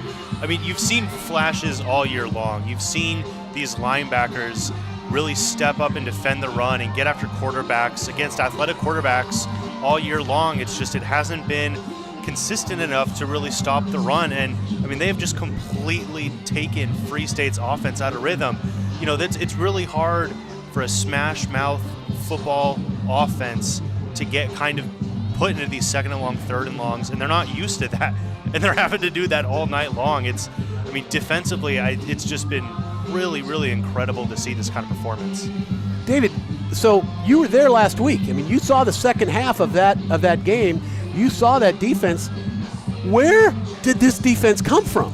Yeah. I mean, this is I'm not shocked necessarily about the 24 points the Lions have put up but even though they've been very impressive in the way that they have done it. I'm shocked at the defense. What the defense has done tonight is unreal. Yeah, as beautiful of an offensive performance as this has been, I think the story is definitely how incredible of a defensive turnaround this has been just over 1 week. I mean, it's not even like this has been a good run defense for 6 weeks and they had a bad week last week and now they're kind of coming back to it. I mean, this team has really struggled to stop the run all year long, and the fact that they've been able to just dominate the line of scrimmage, they're constantly in the backfield, they're holding runs to 1 yard, 0 yard gains. It's just been a complete shift, 180 shift that I don't know how to really put it into words. It's just been completely unprecedented from what we've seen so far. Okay, before I ask you specifics, have you been keeping track of the Firebirds' yards? Our friend Grady at the Lawrence Journal-World has been keeping track of those stats. We've both been keeping track of Lawrence, but I've been focusing more on the Lawrence. I'm not great at keeping track of stats, so trying to keep track of both teams. No, it's hard. Especially when riding. Yeah. It's really difficult. But so we've got to ask Grady how many yards Free State has at this point. I just don't think. I mean, it doesn't seem like they have many at all. No, they maybe like 4 or 5 first downs all first half. 50 or 60 yards maybe. Yeah, again, it has been really crazy just how this Lawrence defense has just put them out of their comfort zone. They've put them in second and longs and third and longs. They've been stout on first downs and those early downs against the run, and that's that's forced Free State to maybe try to pass more or, try some longer, drawn-out pass plays that, the linebackers are able to run and get sacks. I mean, Josh Galbraith maybe has 3 sacks already or something crazy like that. Jaden Harrell's had some already. It's been really crazy just how this just looks like it's been a perfectly scripted game plan so far, and everything's working perfectly. Absolutely. And you know how dejected they looked after last week's game. And as I was leaving that stadium, it's like, I don't know how they're going to come out. I've always said they're a sleeping giant. I truly, truly believe that this team is just waiting to wake up. And now, and I guess I almost say, fortunately, they had the breakdown last week that they were ahead and they looked so dominant. Well, and then they blew it, to be just quite honest. They just blew it because they came out after halftime and looked flat all the way around. But now they've had that. I don't see that happening again this week. Your thoughts on that? Yeah, I mean, there's nothing like a good rivalry game when you're coming off a one-game loss against the rival to kind of really put you back into it and get you focused and attacking. And I will say, for as bad of a season as it's gone, it's always looked, I mean, the second half last week, they did look really, really flat, and that kind of led to, the Lions eventually losing. But this team has fought every single game. They haven't really looked like they're just going through the motions and that they're just giving up at any point. And even after a really brutal loss, they've always bounced back and at least started the game really well the next week. And it's never looked like they have given up on each other, given up on themselves, given up on the coaches. And I think that's a credit to Thorin, Coach Jason Thorin, and the staff really kind of keeping everybody engaged and locked in. And that's exactly what we're seeing tonight. It's just, eventually this is going to work. It's going to click, and tonight it's clicking. And I felt like last week, even as bad as it was, everybody, they were still in the huddle together at the end. Right. I was worried about what was going on with Jackson Becker because you saw him. I don't know if you were paying attention to that, but he came in and he was fired up at the team, and you could see him in the middle of what was going on in the middle of the field after the game when their team talked. But then after he got done talking, he kind of left that part of the conversation and let the coaches take over, and he just kind of wandered around outside of the huddle. But, man, he was fired up tonight. I mean, they all were. There really wasn't anybody. It definitely did seem like they were performing as a unit on both offense and defense. Yeah, I mean, again, when you're in a situation like this, when you're 0-7, the odds are stacked against you for a stupendous playoff run. At this point, you're just playing for pride. You're playing for each other.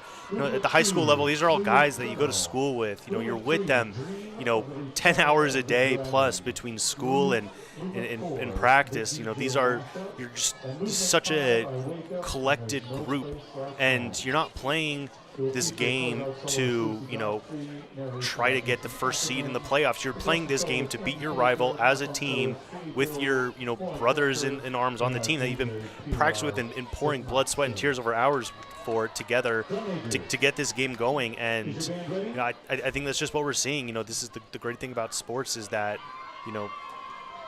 anything can happen. A team could be this good or this bad and have all these things happen. But at the end of the day, what happens on the field is just dependent upon which team wants it more. And right now, I think Lawrence is just showing that they really, really wanted it more. They're really excited about this one. Just the look of how they're looking and the excitement that they're playing with. They haven't looked dejected, I think, for the most part all year long, but this is just another level of energy and excitement that they're playing with.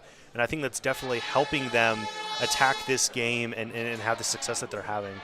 And, after, I've got to be honest, after the 14-point lead, I was nervous that they might then begin to get a little flat after that and happy with what they had accomplished at that point.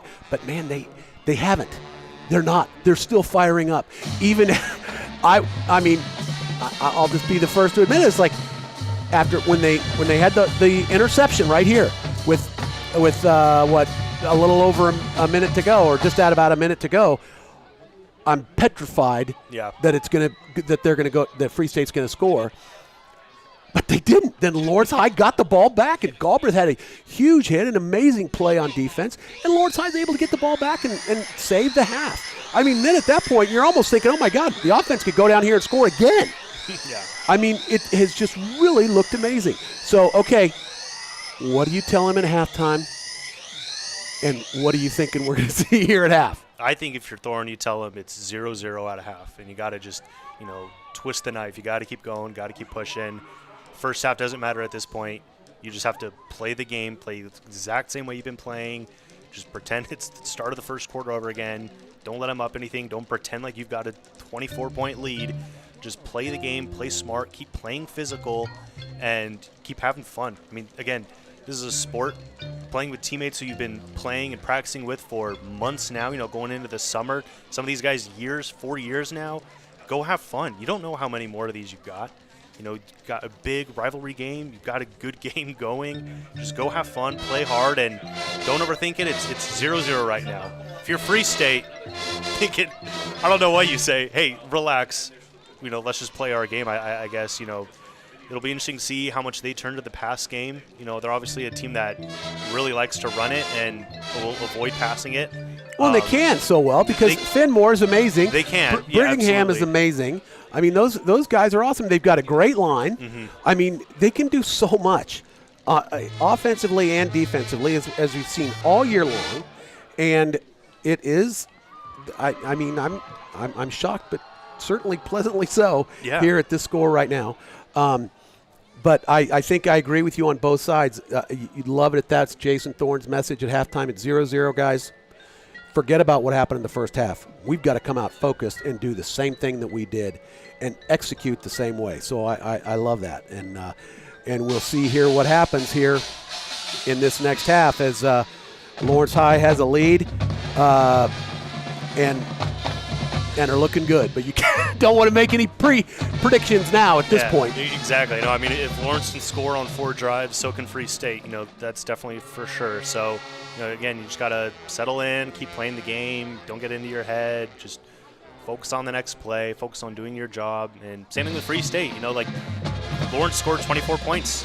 There's nothing stopping Free State from scoring 24 points in the next half or 28 points and scoring on another, a touchdown where Lawrence had to settle for a field goal. This is a very talented Free State team.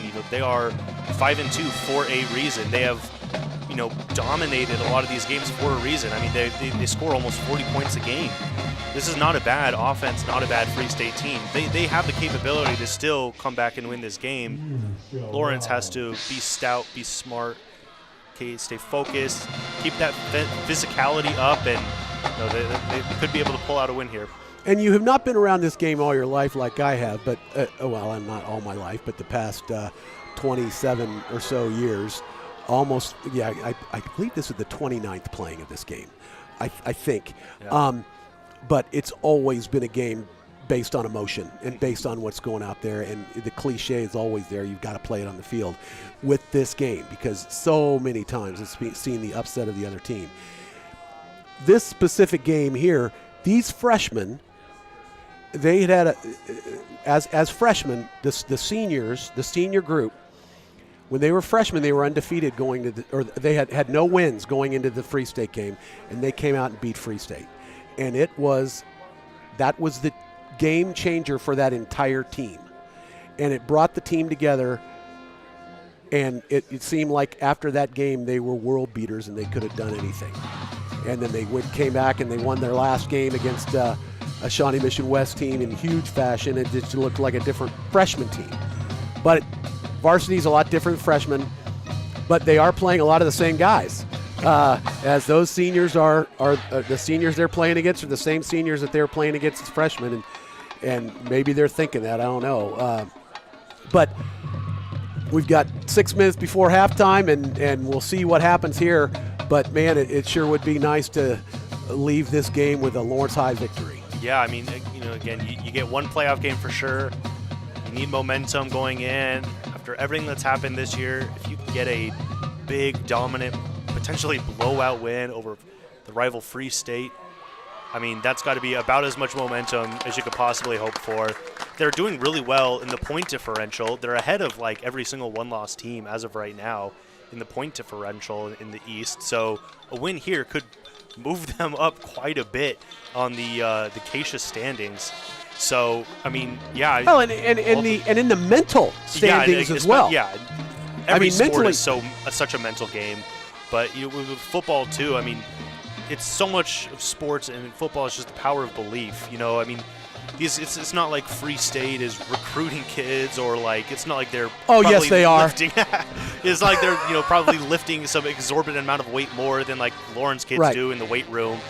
These are all just high school kids who grew up in Lawrence, Kansas. There's not something in the water over there that isn't here in Lawrence. Right. And so if you just have the will, if you have the belief, you can do it. And we'll see in the second half. But, yeah, I mean, mentally, a big win here could do wonders for this team going forward and potentially let them upset a team in the postseason and have a pretty special, magical run, no matter what happens. And that's the beauty about Acacia, beauty about everybody gets to play in the playoffs. Sometimes I have said in the past I don't like that, but I think this year it's good when it helps you out. This year I'm going to like it. So anyway, man, we've got about 4 minutes before we're getting this next thing going. David, thank you so much. Hey, after I know you're going to talk to Coach after game. Please ask him what he asked the kids at halftime. I will do. Thank you. I want to know that. Yeah, thank you, David. David Rodish from the Lawrence Journal World. We're going to take a little break, and we'll be back here with the second half of this game where the Chesty Lions lead it 24-0 at Lawrence High School. You're listening to KLWN 1320. Depend on it.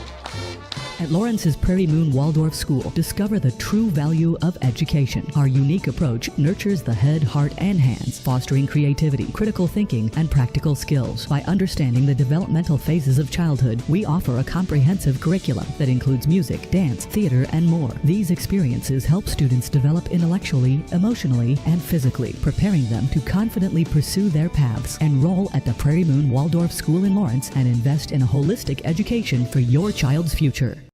Hey, this is Rick. Johnny's Tavern, Lawrence's original sports bar, is proud to support amateur athletics.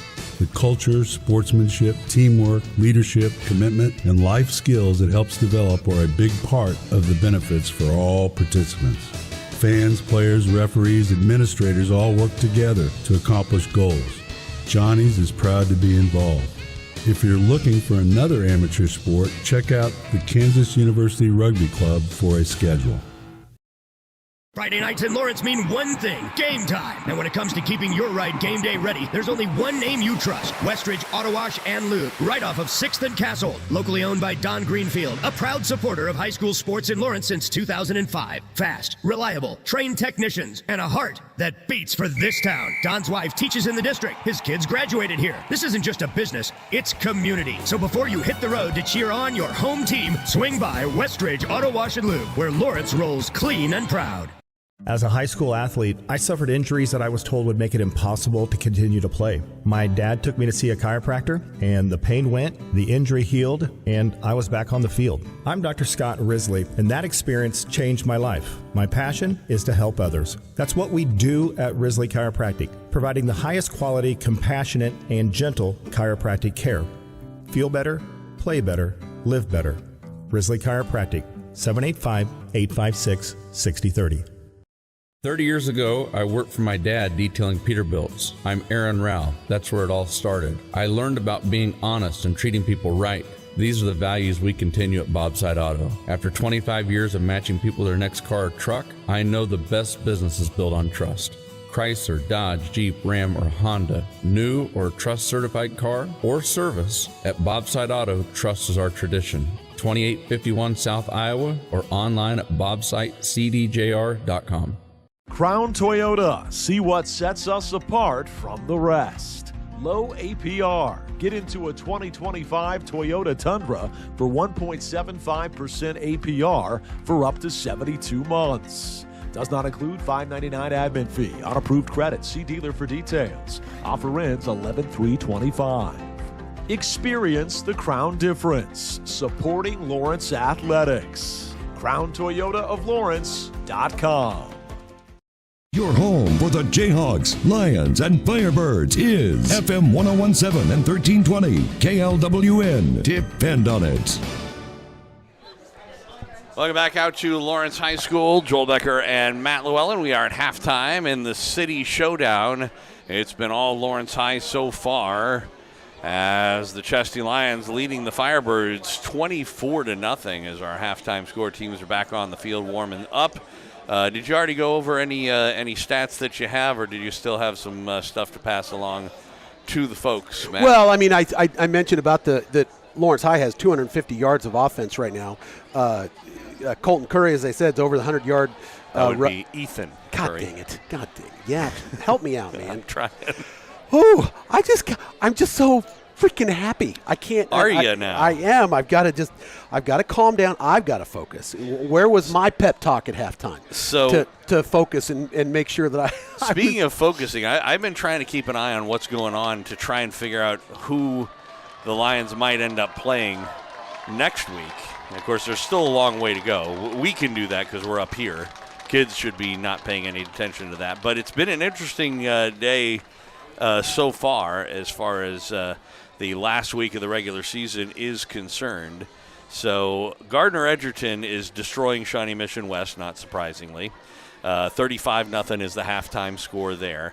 Now, the way there are a couple of things that we need to keep in mind as far as for the Chesty Lions. They are right now in the 16th spot, but they're 0-7. There are two other teams that are 1-6. There's technically a team that is 1-5, but because of the way it works, I guess we can't catch them. That's Kansas City Wyandotte, and since they can do no worse than 1-6.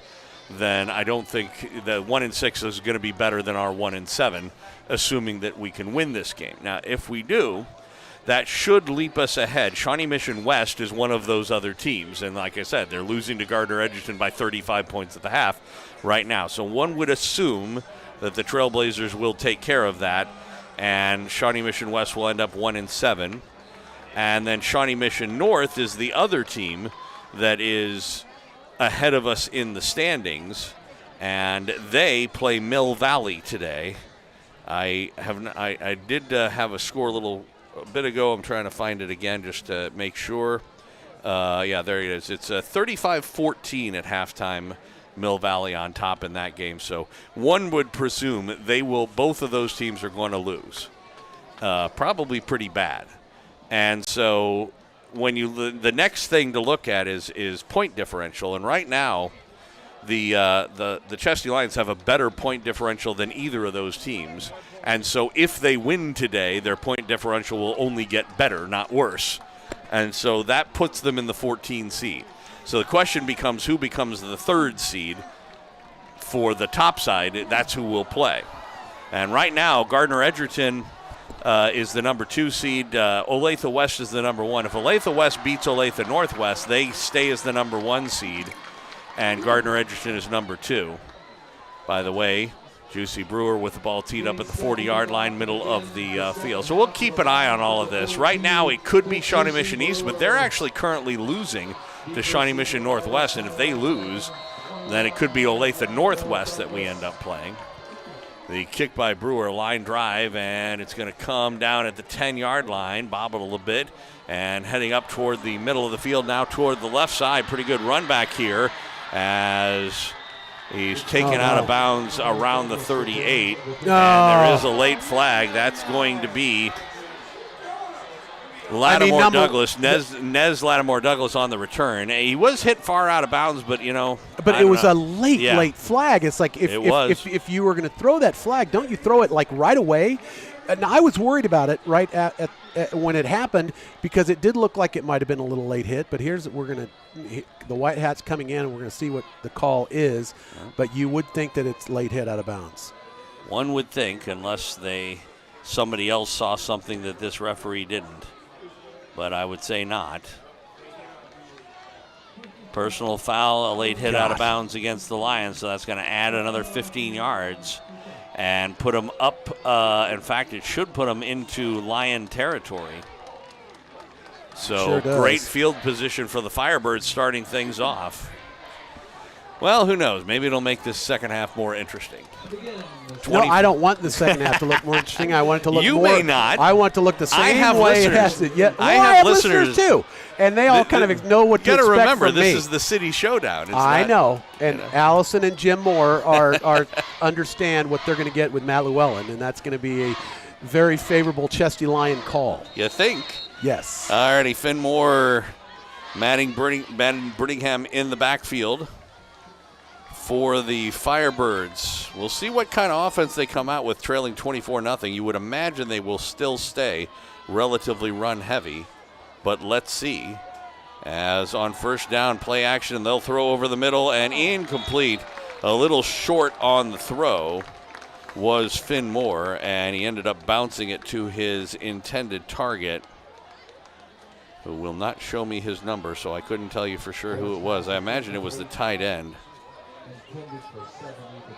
And yeah, it was Ethan Prescott, who is playing in at tight end right now. So it'll be 2nd and 10. Like I said, if I'm the Firebirds, I stay in the run position, and they do on this one. But again, good tackling by the Chesty Lions. You got to wonder that the whole thing about this is if they've been capable of tackling like this all year, where was this all year long? Well, I mean, come on. The thing of it is okay, Olathe West, the number 1 team in 6A. Yeah, we had them beat. We had won that game. And, up by 2 touchdowns. And Shawnee Mission East, we were in that game till the very end. I mean, yeah. 3rd down and 8. Ball's on the Chesty Lion 46. They need the 38. Twins on the right, 1 man on the left. Brittingham to the left of Finn Moore. They give it to Brittingham, hit in the backfield, and taken down for a loss. Was that Harrell? I'm trying to look. No, it was not. It actually was McClure, Mason McClure, who stepped up and made that play and sets up a 4th down. It appears like Free State's going to go for it. You know, they started out with great field position, but an incomplete pass and a loss and 1 decent run, and it's 4th down and 10. Back to throw is Finn Moore. He's being rushed, throws incomplete, looking for Prescott, overthrew him, and the Lions are going to take over on downs. And the defense is coming off the field fired up as they have held the Firebirds to just 1 first down there on their opening drive. For the moment, by the way, Olathe West is getting beat by Olathe Northwest. The last time I checked, they were trailing, although they had closed the gap. It's 22. No, I take it back. Olathe West has a 22-14 lead over Olathe Northwest at halftime. So if they win and Gardner Edgerton wins, they are 1 and 2, and the question is who's going to be 3. Shawnee Mission East could be if they win, but they may not. So on first down, Douly gives to Curry. It's going to go off right tackle, gets across the midfield stripe down into Firebird territory, down to the 48-yard line, a pickup of 4, 2nd down and 6. And we'll see what the Chesty Lions can do on offense here. 24-0 our score, just underway second half. And the run there just real crisp, bang by Ethan Curry, able to pick up a long 4 yards. And they give it to Curry again, trying to get around right tackle. Doesn't have much place to go. Runs out of bounds after a gain of a yard down to the 47. And it'll set up a 3rd down and 6 from there. Maybe it was just we needed the temperature to get colder. We needed football weather. I'll say that. Okay, great. Well, if that is the case, that'll be good because it's definitely going to be football weather again on Friday of next week. Twins on the left. It's an option play. Douly's going to keep it himself. He was able to make 1 man miss, but not the next 3 that came up. He will be well shy of a first down. They could be in 4-down territory here, but I would say they're going to play field position and punt this one away. It would appear. It's going to be 4th down and about 4. And that is an interesting thing. You know, Joey Douly and Taj Edwards had the pitch option working really well as a team, and they seem to really know each other very good on that. And it looked like that maybe Douly pulled it back in, not necessarily confident in his partnership with Curry in that aspect of the game. Curry on a good snap will step into this one. A nice kick. Comes down to the 10-yard line. It was fielded and makes a couple of guys miss coming up the far sideline, then running out of bounds around the 27 or 28-yard line. That was Elijah Beckham on the return for the Firebirds. And it'll be 1st and 10 for Free State around their own 29-yard line. Clock showing 9:02 left to go, third quarter. Second possession for the Firebirds, trailing 24-0 in the City Showdown tonight. So the Firebirds defensively holding the Lions to just a 3-and-out there on their first possession of the half. Yeah, I will give some credit out to the Firebird defense. They have gotten better as the game's going on. On the 1st and 10 play, it's a give to Brittingham trying to get around the left side, forced out of bounds, but not before he's able to get across the 30 and to about the 33, but we'll call it the 32 when he goes out of bounds. It'll be a pickup of 3, second down and 7. 3-yard gain, second down 7. Twins out on the right side, one man on the left. Lions showing like they may blitz. Firebirds looking over to the sideline. Prescott looking back, seems a little confused. Finmore talks right to him as he steps back and the shotgun goes back to throw. He's getting chased. He was able to elude one man, now two, and he'll get ahead. Positive yards for Finmore. Had the possibility for a sack in that situation, and Moore does make it into a gain. Yeah, a couple times, and it had. He'll still be about 5 yards shy of the first down, though. We'll call it 3rd and 5. And Jaden Harrell was thinking sack all the way, but just wasn't. Finmore's so elusive, and he just didn't want to jump on it as quickly as he needed to. From the pistol, it's an option. Toss out to Brittingham is a little behind him. He had to wait for it, but he'll get a first down and more. Out the near sideline across the 40 to about the 42.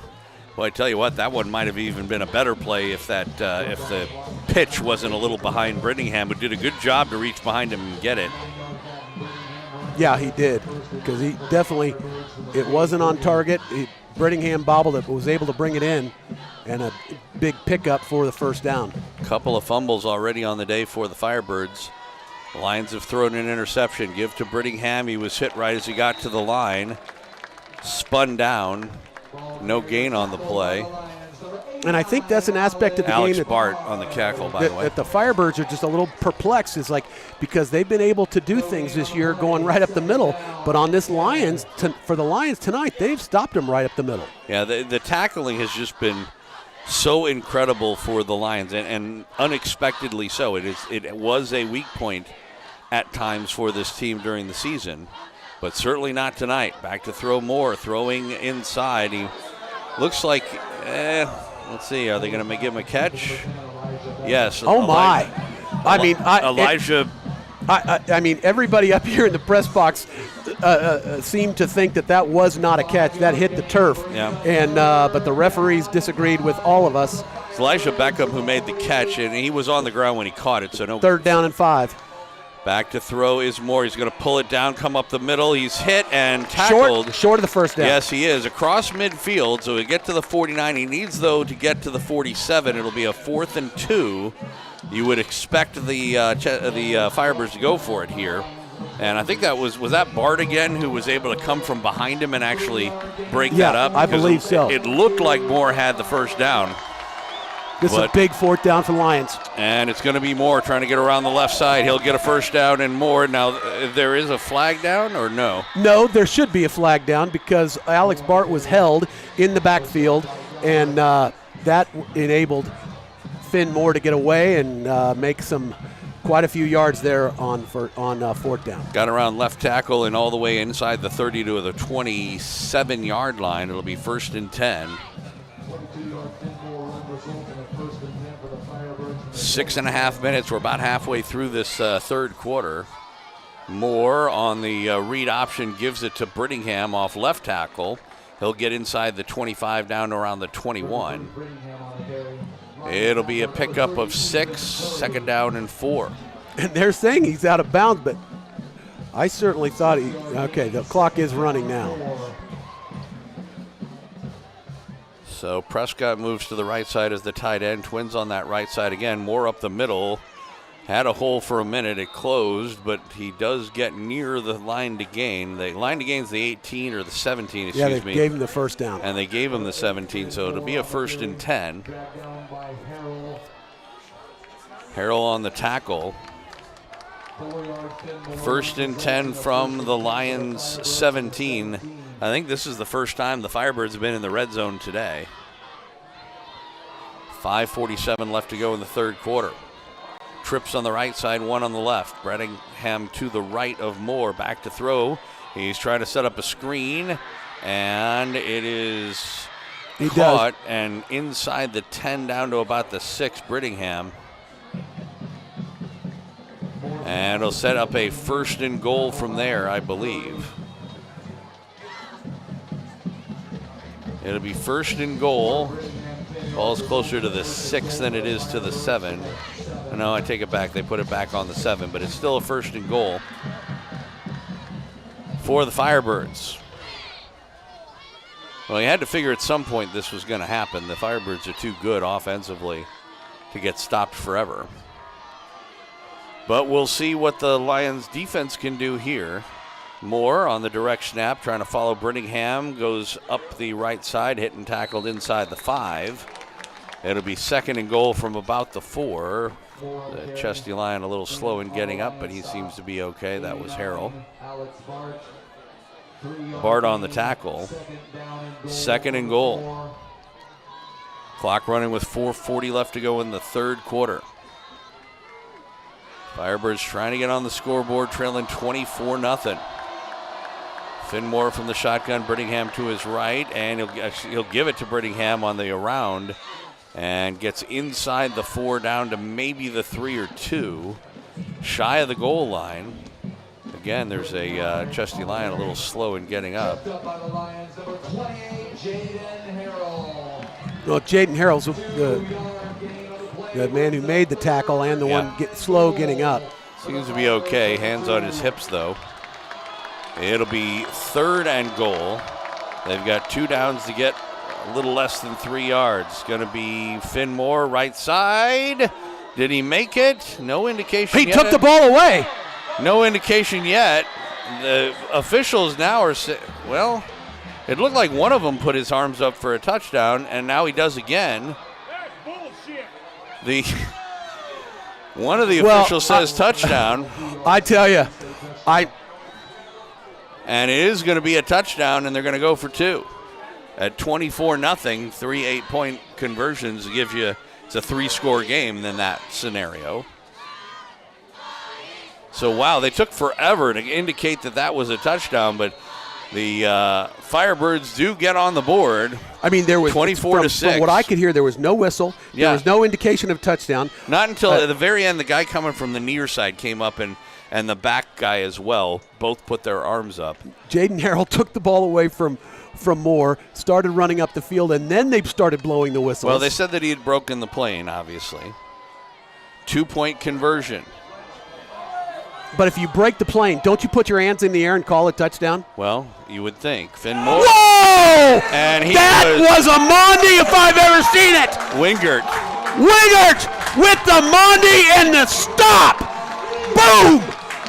Cole Mondi is loving that play right there. That was a stop by Wingert.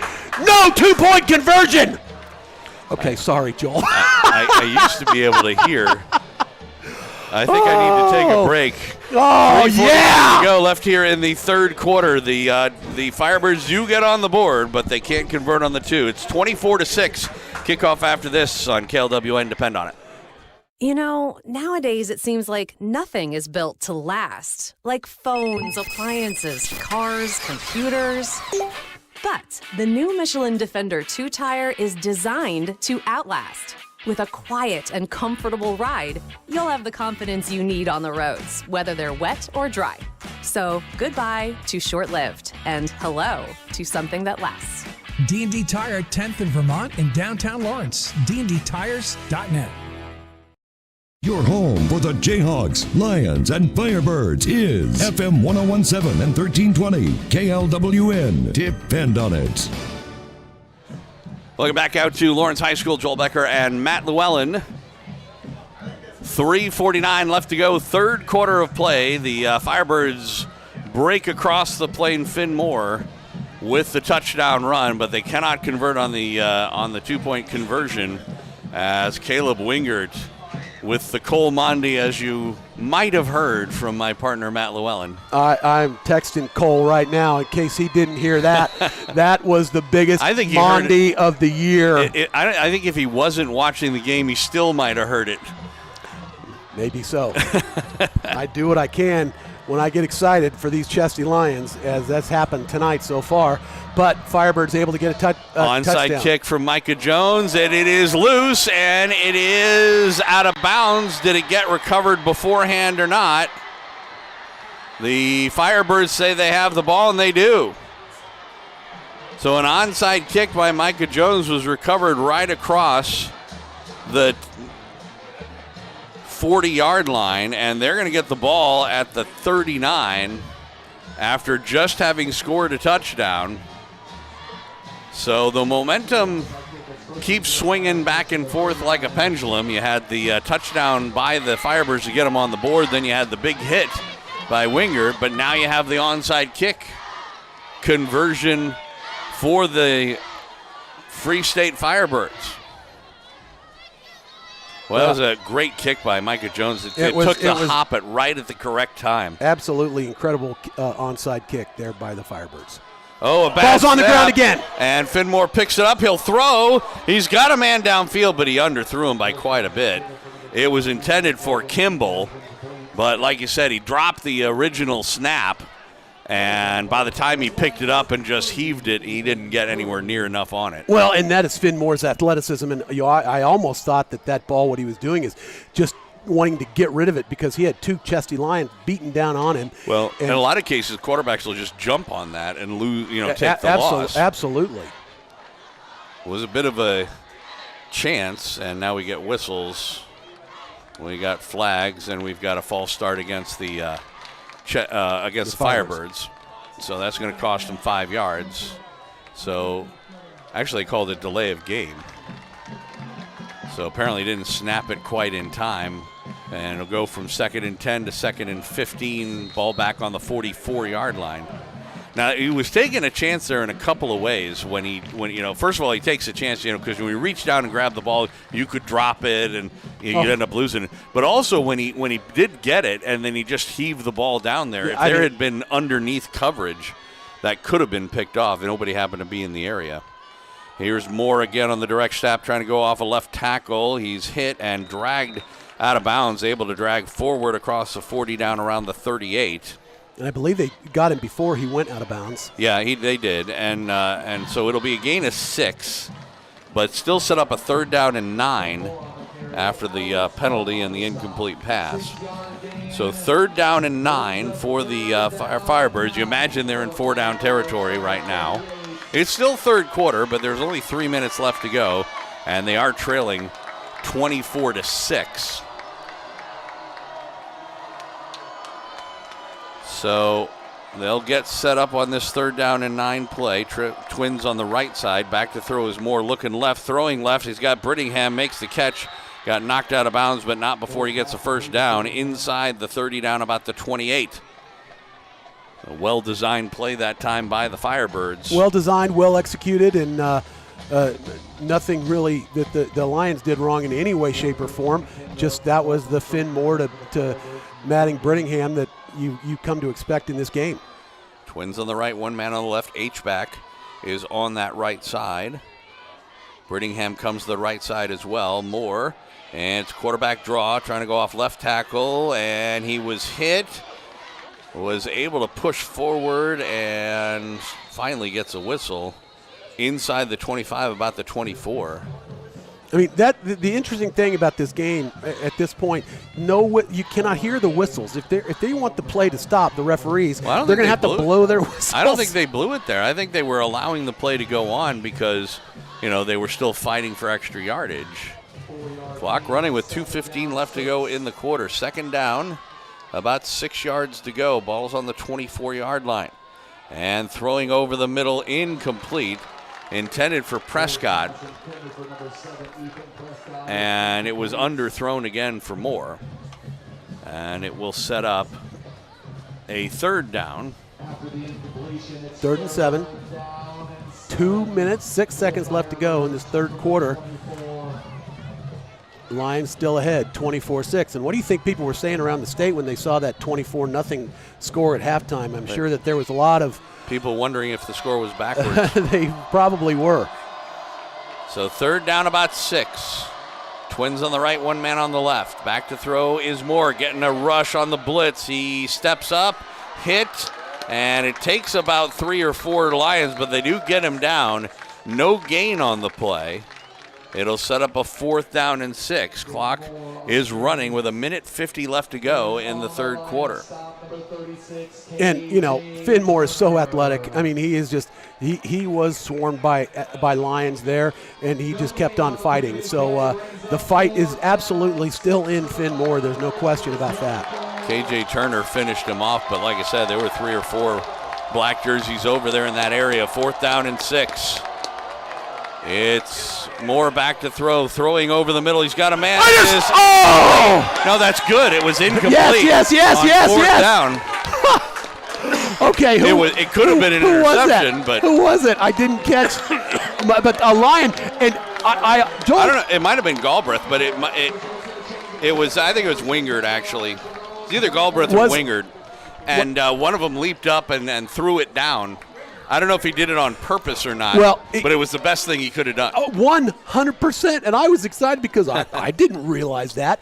But Wingard, and let's give Wingard the credit there that he did exactly the right thing. Yeah, I don't know if he did it on purpose, but I'm going to say he did. I'm going to say he did. He had a Mondi already, and here the biggest heads-up play that you don't see high schoolers do, but knocked the ball down instead of getting the interception is what you should have done. 1st and 10 Lions on the 23-ish yard line, 24.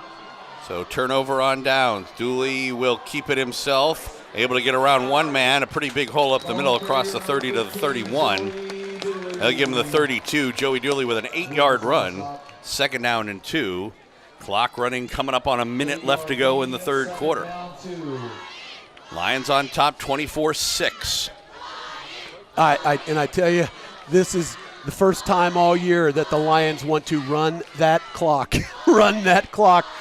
down as far as they can, and my guess is we'll see that ball snapped at about somewhere south of 5 seconds, if we could see a play clock. Yeah, they're not working. Okay.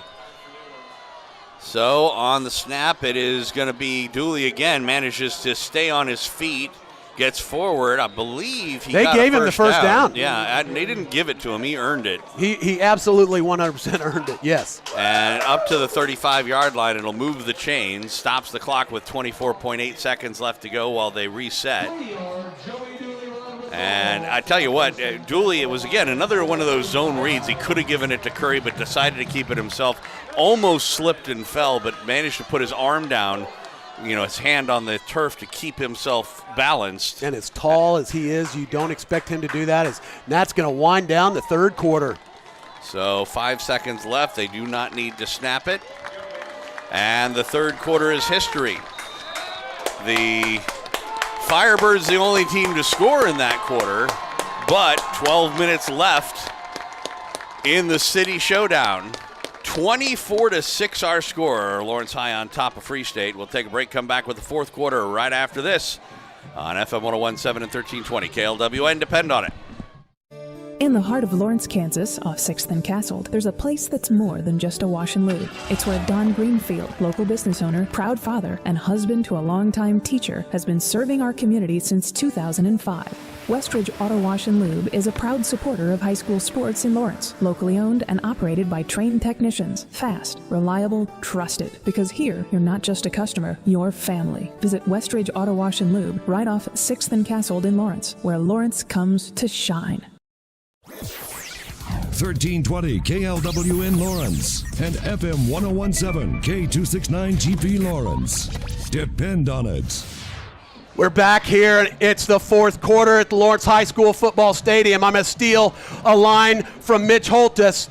Boys, it's the fourth quarter. It's time to put the hammer down. That's the press box here at Lawrence High School as the Chesty Lions lead 24-6 with 12 minutes to go. And the Lions are going to continue to run this clock. And Joel Becker, I'm going to let you take it away, and I'll try not to interrupt you the rest of the game if I can. Good luck. 1st and 10 from the 35-yard line for the Chesty Lions. Douly from the shotgun throws. Near side caught. It's McGee. He makes the catch at the 40, gets hit and tackled right there, gain of 5, 2nd and 5. That is his second catch of the game, I believe, for Kyrie McGee. I think you're right.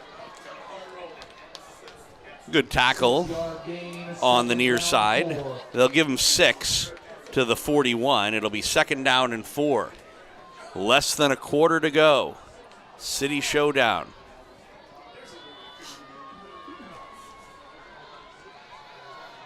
$18-point lead for the Chesty Lions. Twins way out on the left side, one man on the right, Douly. And this time he'll give it to Curry. First run for Ethan for a while, and he gets swarmed in the backfield. That was probably a mistake on Dooley's part to actually give it to him on that zone read, because he had nowhere to go. It'll be a loss of, let's say, 4 and set up a 3rd down and 8. Well, could you think that the tempo of the game has definitely slowed dramatically as the Lions just they are thinking win, and they're thinking run this clock as long as we can, and without the use of the play clocks is yeah, the play clocks are not working right now.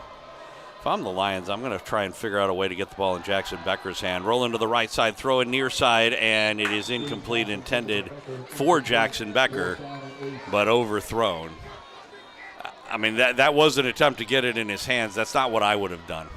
I would have made it easier on him instead of going for, that kind of a play, which is a lower percentage play. I'd either send him on a jet sweep or a wide receiver screen or something like that. Just add it to the running game, basically, because you want to keep the clock running at this point in the game. Right. And 4th down punting situation. And you've got to think that maybe that's what Jason Thorne called that play, because you think that Free State's not going to think that that's what they're going to play, but wasn't to be there. High snap, but Curry was able to pull it down, then the kick, and it's going to go inside the 20 to about the 19, and downed by the shoeless Truman Jules guard. Actually has one shoe, but the other one came off as he picks it up as he leaves the field. But another great punt by Ethan Curry. Yeah. So 10-11 left to go in regulation time. Starting from inside their own 20 are going to be the Firebirds. They've had one good drive in this game where they were able to just maintain possession and ram it down the Lions' throat. But it wasn't that many yards. I think maybe it was 50 yards. Because of the onside kick. Right. No, that was before the onside kick. So back to throw is Finn Moore. Plenty of time. Throwing near side. He's got a man. It is caught, hit, and tackled up around the 35. That was Lonard. And good play there. It'll be by the Firebirds. Good to the 32-yard line. Moves the chains. 1st and 10. Under 10 minutes left to go, though. I do remember Jonas Lonard. He was the hero, or one of them, in the Gardner-Edgerton game way back when. Caught a big long pass. Trips on the right side. That's the direction Curry is looking. He'll throw that way. It is caught, and I believe that's Elijah Beckham. That's going to keep the clock running. And, yeah, it is Beckham. Hit and tackle to the 40-yard line, and a little shy of the first down, 2nd down and 2. You're definitely taking the Firebirds out of their comfort zone if you turn them into a passing team. We'll see what they do here. And back to throw. Finn Moore, swing pass out toward Brittingham, and he overthrew him as he was getting rushed. A very heavy blitz coming on Moore and made him rush his pass. Otherwise, that might have actually had some pretty good, that was going to be a little swing pass or a wheel type route for Madden Brittingham, and if he could have led him well with it, it probably goes for a lot of yards. But, you know, again, good penetration on the blitz for the Lions. Broke that play up. 3rd down and 2. Back to throw is Moore again. He will roll to the right side, hit in the backfield, and he's taken down for a sack. All the way back at the 35-yard line. It's going to be a loss of 5 and send what would have been a 4th and 2 back to a 4th and 7.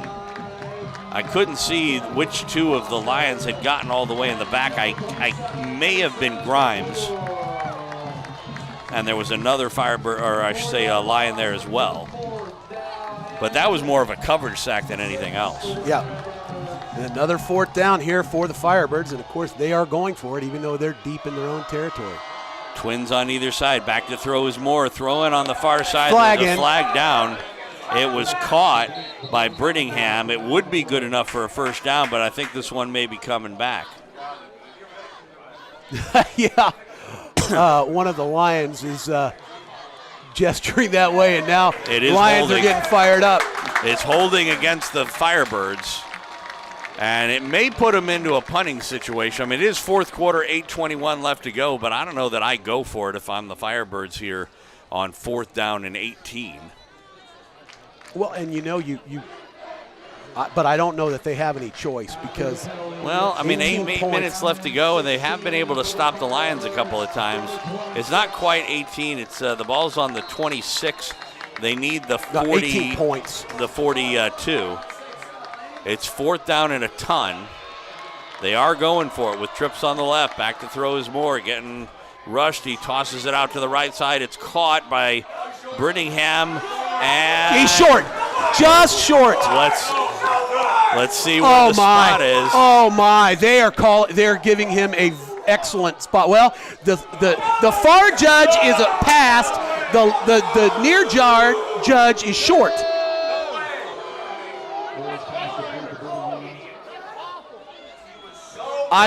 There is a Lion that is slow in getting up. Jason Thorne is not happy. I can't say as I blame him. And you don't think Jason Thorne does not get that anxious and irritated, and he never shows it, but he's showing it just slightly, and that's big for Jason Thorne. And he's still talking to the line judge. It was Galbraith who was slow in getting up, and he's up and walking off. I'm not so sure he wasn't just upset. Well, and I think what Jason Thorne is saying to this near side judge is that, man, you had it called right. The far side judge had it called wrong. Why did you back down? Because they were a yard apart. And the far side judge wasn't definitely where he got better as it went on to give him the first down. And to me, it's ridiculous. And I bit my tongue all game long, but the ref, I better stop. I don't want to say. But I'm not happy. I'm not happy with the way this game has been officiated. 8:02 on the clock. It is a conversion on 4th down.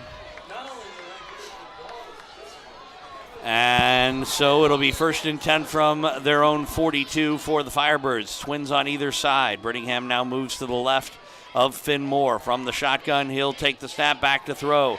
He's getting rushed. He'll roll out to the right side, and he's going to throw it at the last second. It was almost intercepted. Yeah. But it goes out of bounds. It'll be an incomplete pass. I'm not really sure why Moore threw that one, to be quite honest. If he had run out of bounds, it would have been basically the same thing because he was right at the line of scrimmage. So unless you thought that you had a really good chance of completing the pass, I don't know why you take that chance, but he did. 2nd down 10. Does stop the clock. Back to throw is Moore again. Now he'll throw over the middle. It is bobbled but caught by Ethan Prescott. Nice catch, good concentration. He goes down immediately into Lion territory at the 46-yard line. Clock will run, 7:37 left to go. As soon as they get the chains set, the chains are set. And back to throw is Moore. He's getting rushed again. Now he's going to get hit and tackled. And Joel again. Right to the line of scrimmage, like you said. I mean, you could hear the reaction in the press box. They were looking for a hold in the backfield. Certainly could have gotten called, but did not. But it's no gain on the play. Keeps the clock running with 7:10 left to go. 2nd down and 10. They've done a great job spying on Finn Moore in this whole game. Twins on either side this time. Brittingham to the left of Moore. Back to throw he goes. He'll throw on the near side, and it is intercepted! Intercepted and then dropped. Oh! So he couldn't quite complete it. I think that was Ethan Curry. No, it was Ethan Curry. Ethan Curry. It was Ethan Curry. Oh, my. And he had it in both hands, but then when he landed on the ground, it came out. But it will be an incomplete pass, so 3rd and 10. Obviously 4-down territory now as we're inside 7 minutes left to go in the 4th quarter. Chesty Lions leading this one 24-6. Finn Moore will give it to Brittingham up the middle, big hole. He will get across the 40 down near the 36. I believe he's going to be a yard shy. Oh, my. Oh, my. Well, originally he was short, and then the line judge changed his mind and moved up a yard to give him the 1st down. But he didn't, though. The ball is at the 37. I understand. With the 36. Now they're moving the ball. Yeah, they just moved it forward. And Joel! And now we've got an injured Firebird. It's Brittingham. And Brittingham is definitely in some pain. And you hate to see that. I told you that he had tweaked something on Saturday. I'm wondering if he might have re-injured it here. But that was the weirdest. I've never seen that before where an official will come up, put the ball a good yard shy of the 1st down, but the other officials already moved the chains, and instead of moving the chains back, they moved the ball. That was weird. I've never seen that. Joel, this is terrible. And listen, I hate to complain about referees in a game. I don't like it. That's not what the commercial says. Okay. Well, that's true. But honest to goodness, it's like, and I don't like to say that because the game should be won either way. And if officiating is not the greatest, hopefully it's not the greatest going both ways. But this seems to be a very, very biased officiating crew. And that right there, the ball placement said it all. And I don't have to say it all because it's on film. You can watch it on our website later. Brittingham out for at least a play. Moore lets one go down the middle of the field and incomplete. He was hit as he threw it. And there was a hold, but no flag. Came wobbling out. Incomplete pass. It'll set up a 2nd down and 10. Clock stop with 6.5 minutes left to go regulation time. And I will say that there's a lot of emotion in this press box. You think? On this heavily Lawrence High School Lion press box. There's a lot of emotion, and we are begging for a win. And the fact that it is against Free State makes it even more so. But this game is not over. 6:30 to go, 4th quarter. Lions lead at 24-6. Brittingham's back in. The throw incomplete. He overthrew his intended receiver. I believe that was Prescott, who was slow in getting up again. Perfect defensive play by Galbraith. Hit him exactly at the right time to make sure that pass does not get caught. He seems to be in a pretty good amount of pain. I am not sure that is Prescott. I thought it was. No, it's not, because I can see Prescott over on the far side, so it's somebody else. And I'm amazed that Brittingham is still in this game because he was in a lot of pain. Well, and he's still hobbling. Yeah, came back out. But Brittingham is in this game. That is one tough guy. Yeah. Brittingham and Finn Moore, both those guys are super, super tough. Yeah, it was Leonard. and he is jogging off under his own power. Yeah, and it seems like, literally jogging, so you think that he will be coming back. One would think. Incomplete pass makes it 3rd and 10. The ball is on the 36-yard line, which means they need the 26 or somewhere nearby. 6:25 to go in this game. So Brittingham, as we said, back in. To the left of Moore. He's got trips on the right side. He's looking over the middle, throwing right side. It was blocked. It was batted away. And that was Harrell again getting into the backfield and putting a paw on it. Jaden Harrell. Incomplete pass, 4th down and 10. Huge block there by Jaden Harrell. And that young man is having a whale of a game tonight against his Free State Firebirds. So, Jaden Harrell wants this so bad. So 4th down and 10. Presumably they will go for it here as they come out of the huddle. Leonard back in the game, out wide on the right side. It's twins on the right. One man actually trips on the right. Back to throw is Moore. He will throw near side, and it is incomplete. Wow. It should have been intercepted. Then it was almost caught. Nearly intercepted by Galbraith. Yeah, Galbraith had it literally go right through his hands. Then it went to Prescott, and he couldn't catch it. And then Luna was pretty close to having then it fell incomplete. Wow. And so, but it's a turnover on downs, and so the Chesty Lions take over on their own 36 with 6:14 left to go in regulation time. I need to compose myself. Oh my. This is as exciting as it gets in high school football. 4 pancakes over at IHOP tonight, guys. We still got another half a quarter to go. But I think there will be some other beverages flowing at 23rd Street Brewery too. Could be. Give is up on left tackle, and it's to that Goodman, Ason Goodman. Is that what you said? Ason Goodman. And he will gain about 5 yards, 4 or 5 yards. It'll be 2nd down and 6. Keeps the clock running with now under 6 minutes left to go.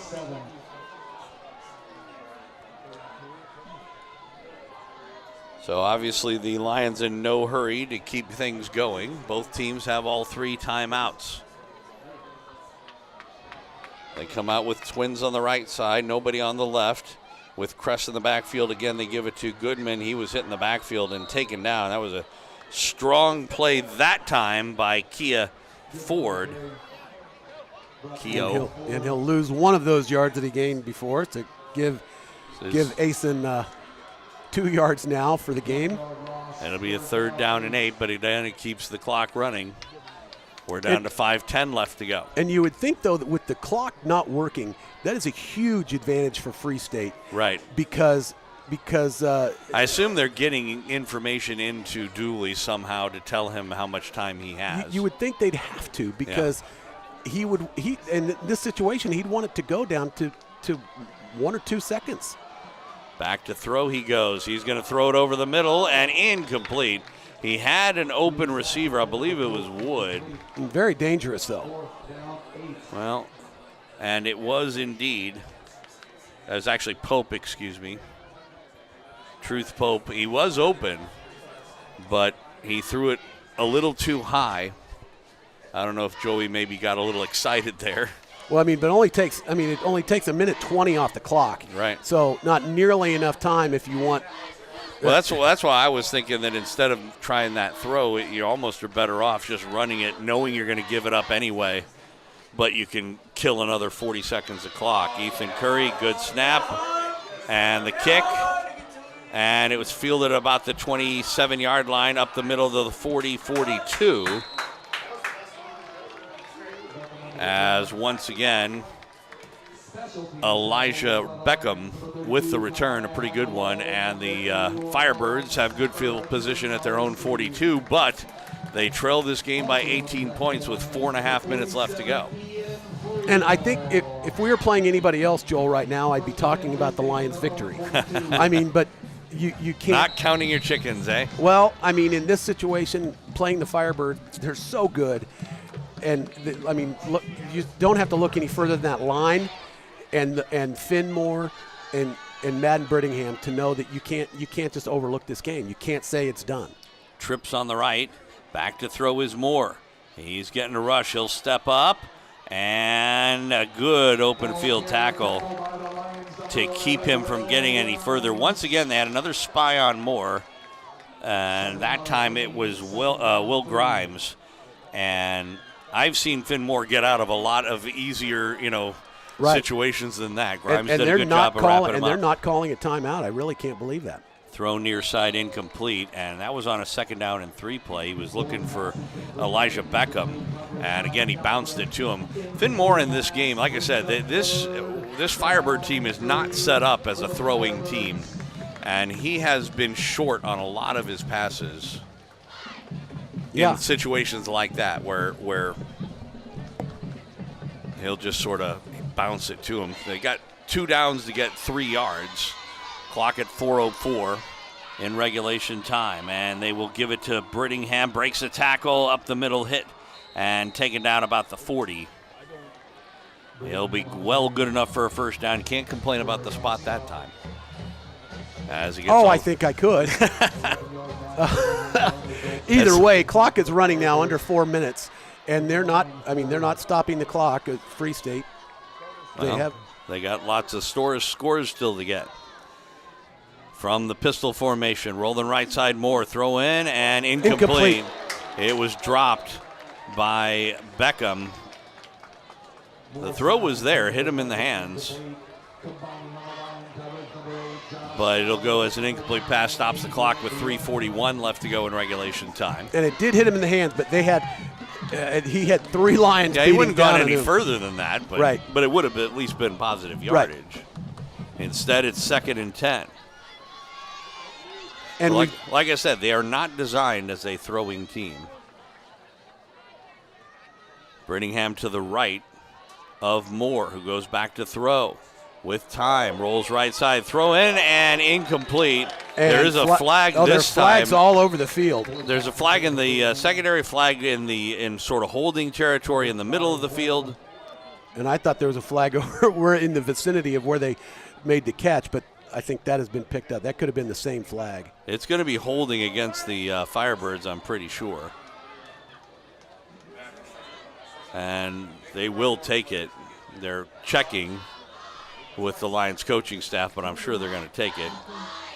So holding is the call against Free State. That was a great play in the secondary to reach around. And, Brittingham, if he makes that catch, gets pretty good yardage, although it would have come back anyway with the hold. But, right.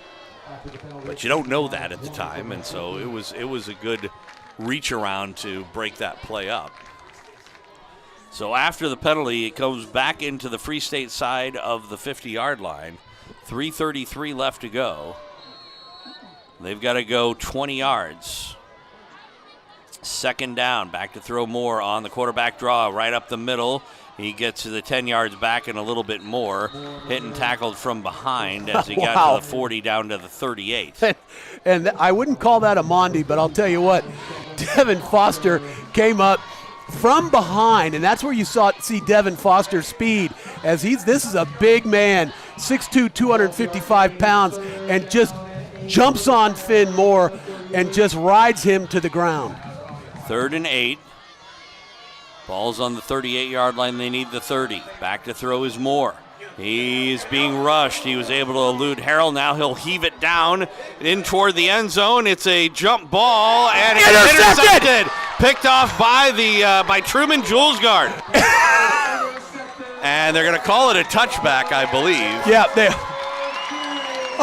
Truman Julesgaard. Wow. Just a incredible senior moment for that young man. And you can finally start talking about a Lawrence High victory right now. 18-point lead. Lawrence High's got the ball. 2:44 left to go. You wouldn't think that they would take any timeouts. Well, you imagine they're going to take them on defense here. That's where, again, you if you're the Firebirds and the Lions run the football, you take your timeouts here. but you love to see all these guys get into the action. You love to see Turner Jules guard. Oh my goodness, what just an outstanding play there in the end zone, taking away that ball from the Firebird. And So Douly coming back out.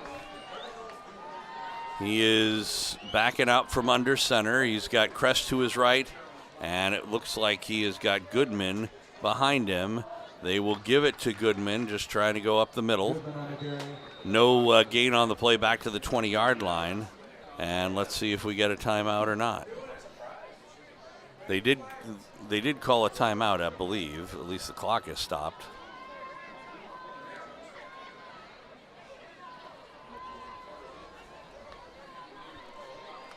Well, now the clock is running, so I guess they didn't call a timeout. So the Lions are going to huddle up, it appears. And yeah, the Firebirds are not calling timeout. Well, and so they may have kind of decided that at this point, 18 points 18 points with less than 2 minutes. This is going to go down as a Lawrence High victory. And it's going to be a quarterback draw, and Douly gets out to about the 25. Pickup of 5. It'll be third down from there. Clock continues to run with 96 seconds left to go in regulation time. Yeah, the 0-7 Chesty Lions look about to get their first win of the season in the City Showdown. I wonder if that's ever happened before. No, not team. an Ophir team. Yeah, if it was, it would have been an Ophir Firebird team, because the Lions, I don't believe, have ever been in this situation before. I don't think that even a Firebird team has ever done that. Or if they did, I think you'd remember it. Well, we'll.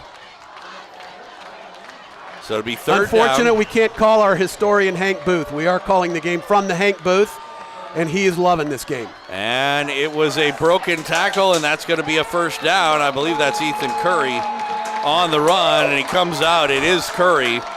Gets a first down across the 30 to the 35, and they may not need to snap it more than one more time. And Ethan Curry, you've got to see that game on.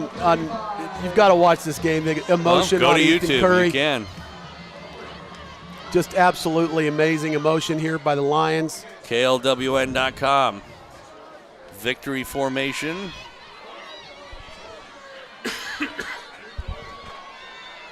I would imagine victory formation coming up here for the Lions. I haven't done it yet. I think they're trying to figure out just how much time they have on the clock. They're going to call timeout. I think they're calling timeout for a little celebration. Yeah, to get the crowd into it. Well, and the crowd's into it.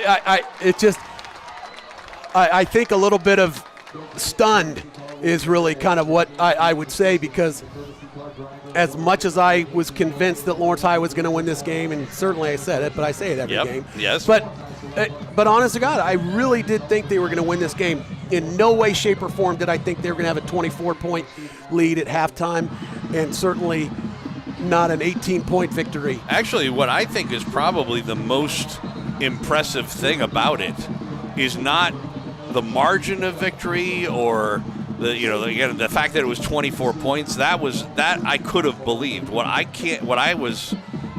amazed about is that they were able to hold Free State to 6 points. 6 points and less than 50 yards before at halftime. I think they might be over 100 now, but doubtful. In victory formation, and the Lions are going to win this game. Well, I do not believe they will stop the clock. It did stop at 17 seconds. Did they call timeout?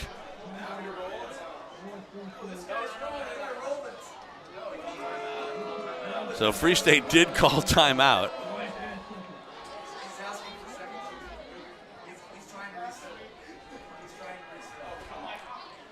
I wonder how much time they're going to put back on the clock.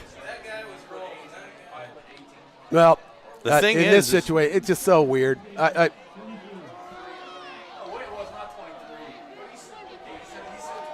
So he's putting 23 seconds on the clock. I mean, it's absolutely ridiculous. It'll be 2nd down and 10. So does that force? I mean, again, if they decide they're going to call the 3 timeouts, then it would be 4th down. I mean, there's no way that they could. I know, but why would he? I don't know. I mean, so they're in victory formation again, and he will take a knee, and let's see if they call timeout again. This time, not going to happen. They're lined up on the sideline to come out for the handshake, so they're going to let this clock run down. We're down to 7 seconds, down to 5 seconds, and you're going to hear the cheers when the clock gets to 0, and there it goes, and the students pour out on the field. And we can finally celebrate this Chesty Lions victory, and no sweeter victory than over the Free State Firebirds. I'll let you take it over there, Joel. Wow. I mean, this is the win. This is the win you want if you're a Lion. And the Lions got to get off the field, please. Let the players do their thing. You got to let the players do their thing now. Well, we did ask earlier on in the day whether or not we thought that they were going to charge the field. Now, the good news is they're not me, right? Yeah, no, that's what I said. I said you were going to do it. I said that if the Lions won tonight, I don't know if the fans will go on, but I thought I might have to call the end of the game by myself because you'd be running out on the field. Well, I sure want to. I was going to say the temptation is there. I can tell. I want to so bad. I want to go hug these guys. I want to get out there with them. It's just it's so overwhelming. It really is, and it's just the way they won. The defense, as you said, played so incredibly well. You never saw that coming. You did not see that coming. Not at all. And they haven't played anywhere near like this all season long. 100% no. But I mean, do you see where my? I always knew they were capable of it. I know, but they are. This team can do some things in the in the postseason. I mean, I'm telling you I would not want to play them as a 14 seed. Absolutely not. So Gardner Edgerton wins over Shawnee Mission West, 48-7 was the final there. Trying to check out the Olathe Northwest game because that's the other real big one as far as the top of the bracket is concerned on the east side, and. It's a barn burner. Olathe West does still have the lead, 38-27, with about 5.5 minutes left to go in the fourth quarter. So we don't know anything there. All right, let's take a quick break, and then we'll come back, talk some post-game numbers, give you an update as far as we know what things are looking like on standings. This is also something that we need to know for the Firebirds too. They're going to host a playoff game. They may have dropped their last couple and finished the season at 5-3, but they are going to be on the top half of the bracket. So 24-6, the final score. The City Showdown goes to Lawrence High in 2025. Back with more postgame coming up after this on FM 101.7 and 1320 KLWN. Depend on it. At Lawrence's Prairie Moon Waldorf School, discover the true value of education. Our unique approach nurtures the head, heart, and hands, fostering creativity, critical thinking, and practical skills. By understanding the developmental phases of childhood, we offer a comprehensive curriculum that includes music, dance, theater, and more. These experiences help students develop intellectually, emotionally, and physically, preparing them to confidently pursue their paths. Enroll at the Prairie Moon Waldorf School in Lawrence and invest in a holistic education for your child's future. You know, nowadays it seems like nothing is built to last. Like phones, appliances, cars, computers. But the new Michelin Defender 2-tire is designed to outlast. With a quiet and comfortable ride, you'll have the confidence you need on the roads, whether they're wet or dry. So goodbye to short-lived, and hello to something that lasts. D&D Tire, 10th in Vermont in downtown Lawrence. dndtires.net. Your home for the Jayhawks, Lions, and Firebirds is FM 101.7 and 1320 KLWN. Depend on it. Welcome back out to Lawrence High School. Joel Becker and Matt Llewellyn. It is the City Showdown for 2025. Lawrence High with the somewhat surprising upset, 24-6 victory, getting their first win of the season against the rival Free State Firebirds. The Firebirds dropped to 5-3 on the year, but like I said, they'll still be on the top half of the bracket. At this point, you can pretty safely say that the Chesty Lions are going to finish 14th on the east side. As I mentioned before, just trying to look at some of the other scores, Gardner-Edgerton did beat Shawnee Mission West 48-7, was the final in that game. Interestingly enough, as I said as well, the Olathe Northwest game has not been determined yet. 38-27, 5.5 minutes to go in the fourth quarter. But the Shawnee Mission East game has been determined, and boy, did they get clobbered. Shawnee Mission Northwest, the Cougars, all over the Lancers, 48-14, the final on the road. Wow. Yeah, they were on the road. They went to Shawnee Mission East and just clobbered them. So that is a big deal because originally I thought there was a pretty good chance we were going to end up playing the Lancers in the first round of the playoffs. That's not going to happen anymore as things stand right now. Well, Joe, I got to say this. I'm telling you, I'm serious. When these seniors were freshmen and they beat the Firebirds, after that game they were world beaters. And that whole team came together, and it was the difference in everything. And I see that exact same thing happening right here. Well, and, you could even go so far as to say, it's also – we talked about this before, that, a lot of what goes on at the high school level when it comes to things like football or other sports as well comes down to leadership and other stuff like that. And we have, sometimes it's just a matter of finding, who the leaders are and who actually is there for, for the team and who isn't. And when that is sorted out, which may take a whole season to do, then even though you may end up losing some talent on your team, you still end up with a better overall team because of it. Well, and you look right out here on the field right now.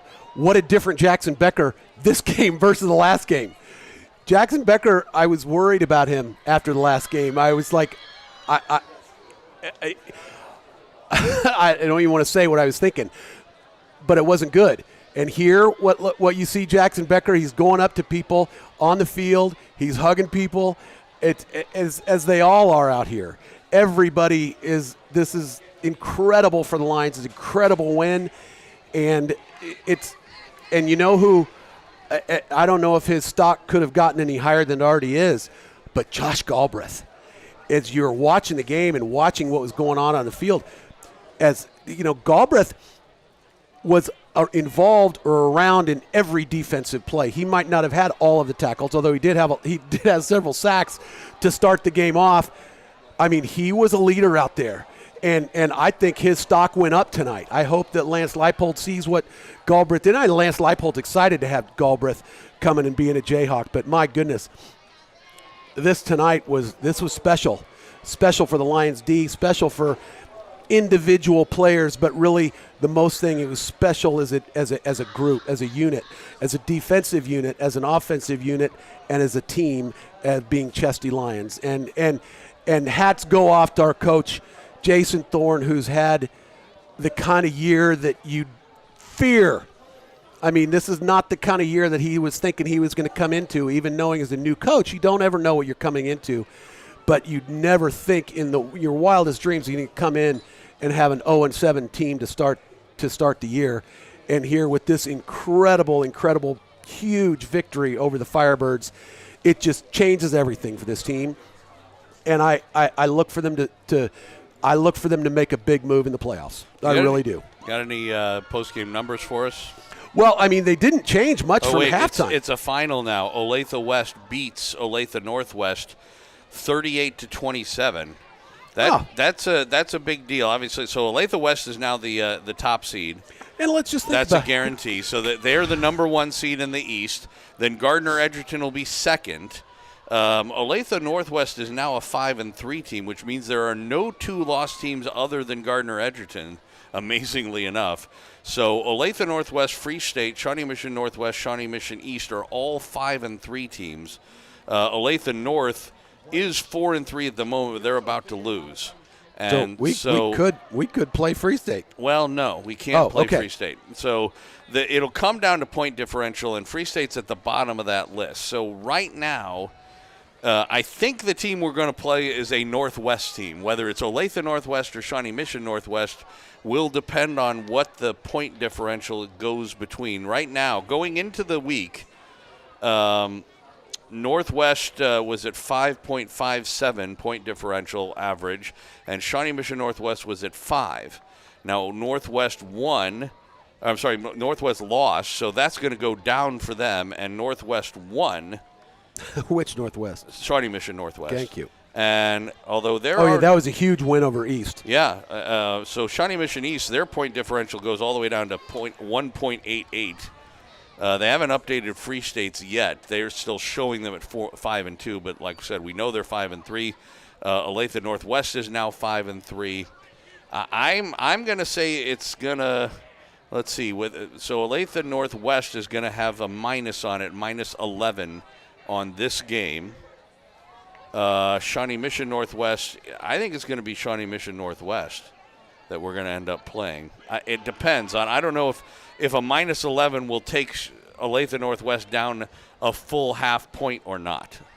So it's either going to be Olathe Northwest or Shawnee Mission Northwest, but they haven't updated that yet. So, well, I mean, the thing about it is you look at both those games, and now Northwest maybe not so much. Shawnee Mission Northwest maybe not so much as far as an opportunity for us to win. That was the game that we had a tough time with them, but that was a team that wasn't tackling. If this team shows up, then they won't have any trouble with them. 100%. I mean, you're 100% correct. For all intents and purposes, Northwest is not a whole lot different from Free State in terms of being a very run-heavy team. They have a slightly different style. They have that triple wing-back set that we saw against Shawnee Mission East and Shawnee Mission Northwest. But it will be on the road. We'll have to go back up to Shawnee Mission North District Stadium. You're one of your favorite places. Sure, I love that place, man. And I tell you, Joel, I've got a good feeling about it. Me and David Rodish on the call next week. I mean, it's just amazing. It's amazing. Patrick Graham walks in here, our athletic director. I think he's a pretty happy man right now, and it just it's just a great night to be a Chesty Lion.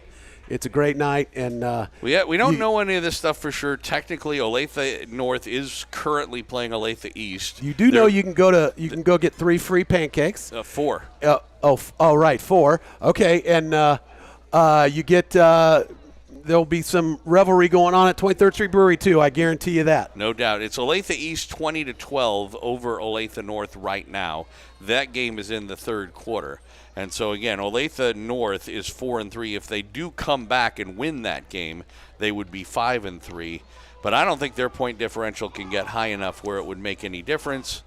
And then nobody else can. Olathe South is already 4-4. They've finished, so they can't get any higher than that. So right now, like I said, I think it's either going to be Olathe Northwest or Shawnee Mission Northwest, depending on which team has the higher point differential. It wouldn't surprise me if it's still Olathe Northwest. Half a point of point differential in 8 games is a lot. They got a minus 11. Shawnee Mission Northwest, I'm assuming this is already updated because they show 5-3. So I don't know. Minus 11, will that take 0.57 points off of their average or not? I don't know. It might. And so if it does, then we play Shawnee Mission Northwest. If not, we should know by tomorrow morning, one way or another. Well, it was a surprise to say the least, but certainly a happy one for my partner Matt Llewellyn over here at Lawrence High School, and the Chesty Lions getting their first win of the season, and will go into the playoffs certainly on a high note. Despite being on the lower end of the bracket, they get the big win in the City Showdown over the Firebirds from Free State, 24-6, the final here from Lawrence High School. We're going to thank David Ward back at the station for putting us on and off the air. We want to thank Andrew Stussy for pushing all the buttons and coordinating our video feed here. For Matt Llewellyn, Joel Becker here on FM 101.7 and 1320 KLWN. Depend on it. Friday nights in Lawrence mean one thing, game time. And when it comes to keeping your ride game day ready, there's only one name you trust, Westridge Auto Wash and Lube, right off of 6th and Castle. Locally owned by Don Greenfield, a proud supporter of high school sports in Lawrence since 2005. Fast, reliable, trained technicians, and a heart that beats for this town. Don's wife teaches in the district. His kids graduated here. This isn't just a business, it's community. So before you hit the road to cheer on your home team, swing by Westridge Auto Wash and Lube, where Lawrence rolls clean and proud. As a high school athlete, I suffered injuries that I was told would make it impossible to continue to play. My dad took me to see a chiropractor, and the pain went, the injury healed, and I was back on the field. I'm Dr. Scott Risley, and that experience changed my life. My passion is to help others. That's what we do at Risley Chiropractic, providing the highest quality, compassionate, and gentle chiropractic care. Feel better, play better, live better. Risley Chiropractic, 785-856-6030. Your home for the Jayhawks, Lions, and Firebirds is FM 101.7 and 1320 KLWN. Depend on it.